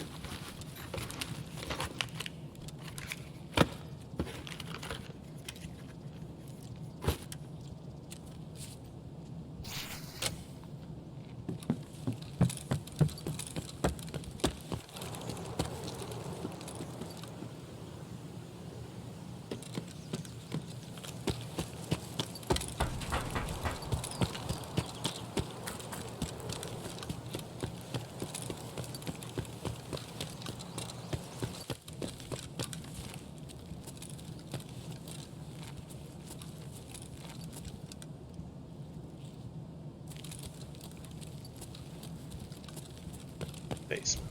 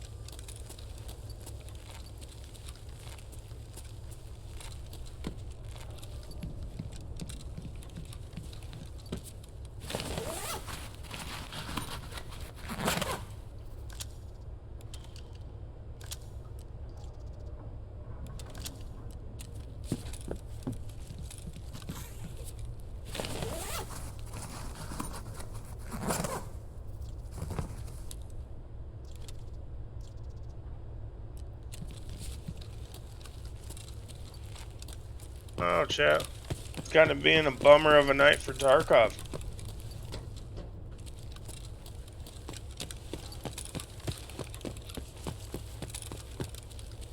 Hello? А вот тут друган мой бывал точно. What up? Заебись, удачно зашли. Hello. Ну и чё тут за хуйня? Here. I have way too much crap. Oh, hell yeah. Fun. Thanks, buddy.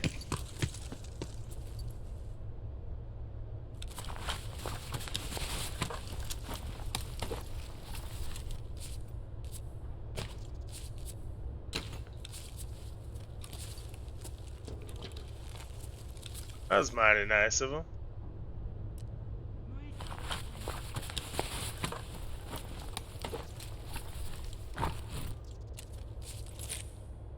Well,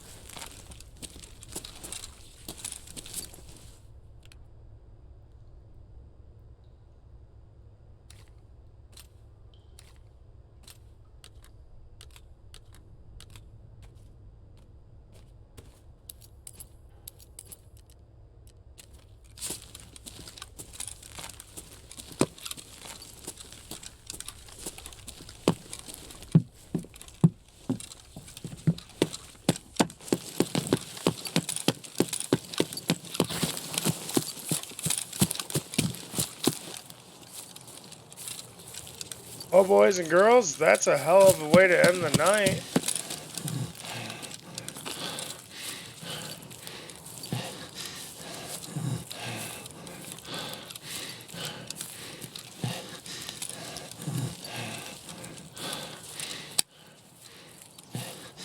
Oh, baby. Oh.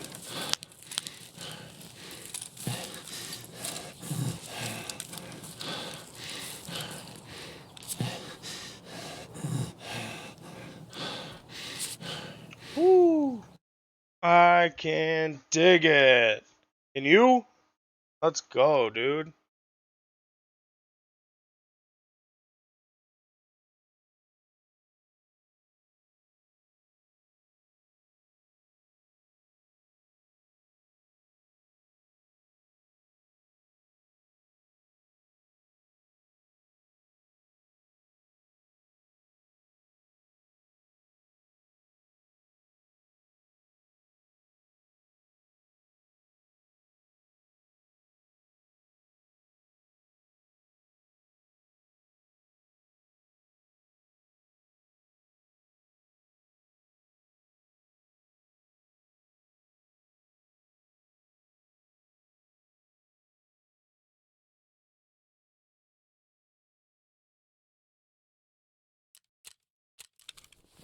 That's sick, yo.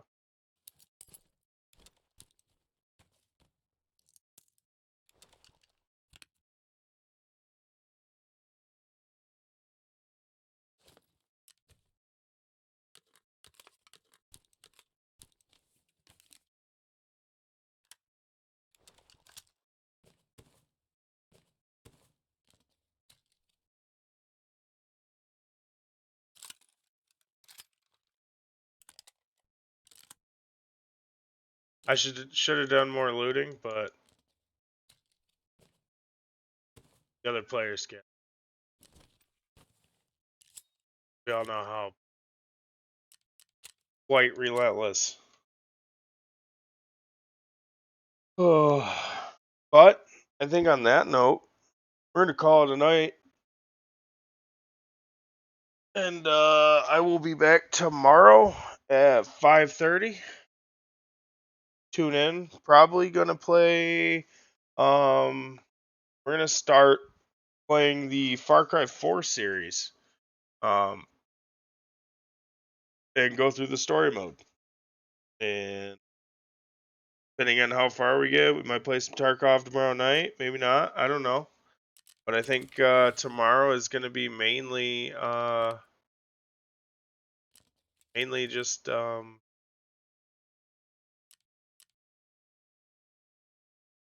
just some Far Cry 4. See where it goes from there. But I really appreciate you guys tuning in tonight. Make sure you hit that follow button. Tell your friends and family. Find me entertaining and want more content. Just make sure you get them followers over here, man. Let's turn this into something. Have a good time, yeah. I appreciate all of you, all 14 of you following me, one of you viewing me currently. You guys are all legends and rock stars, and I love you.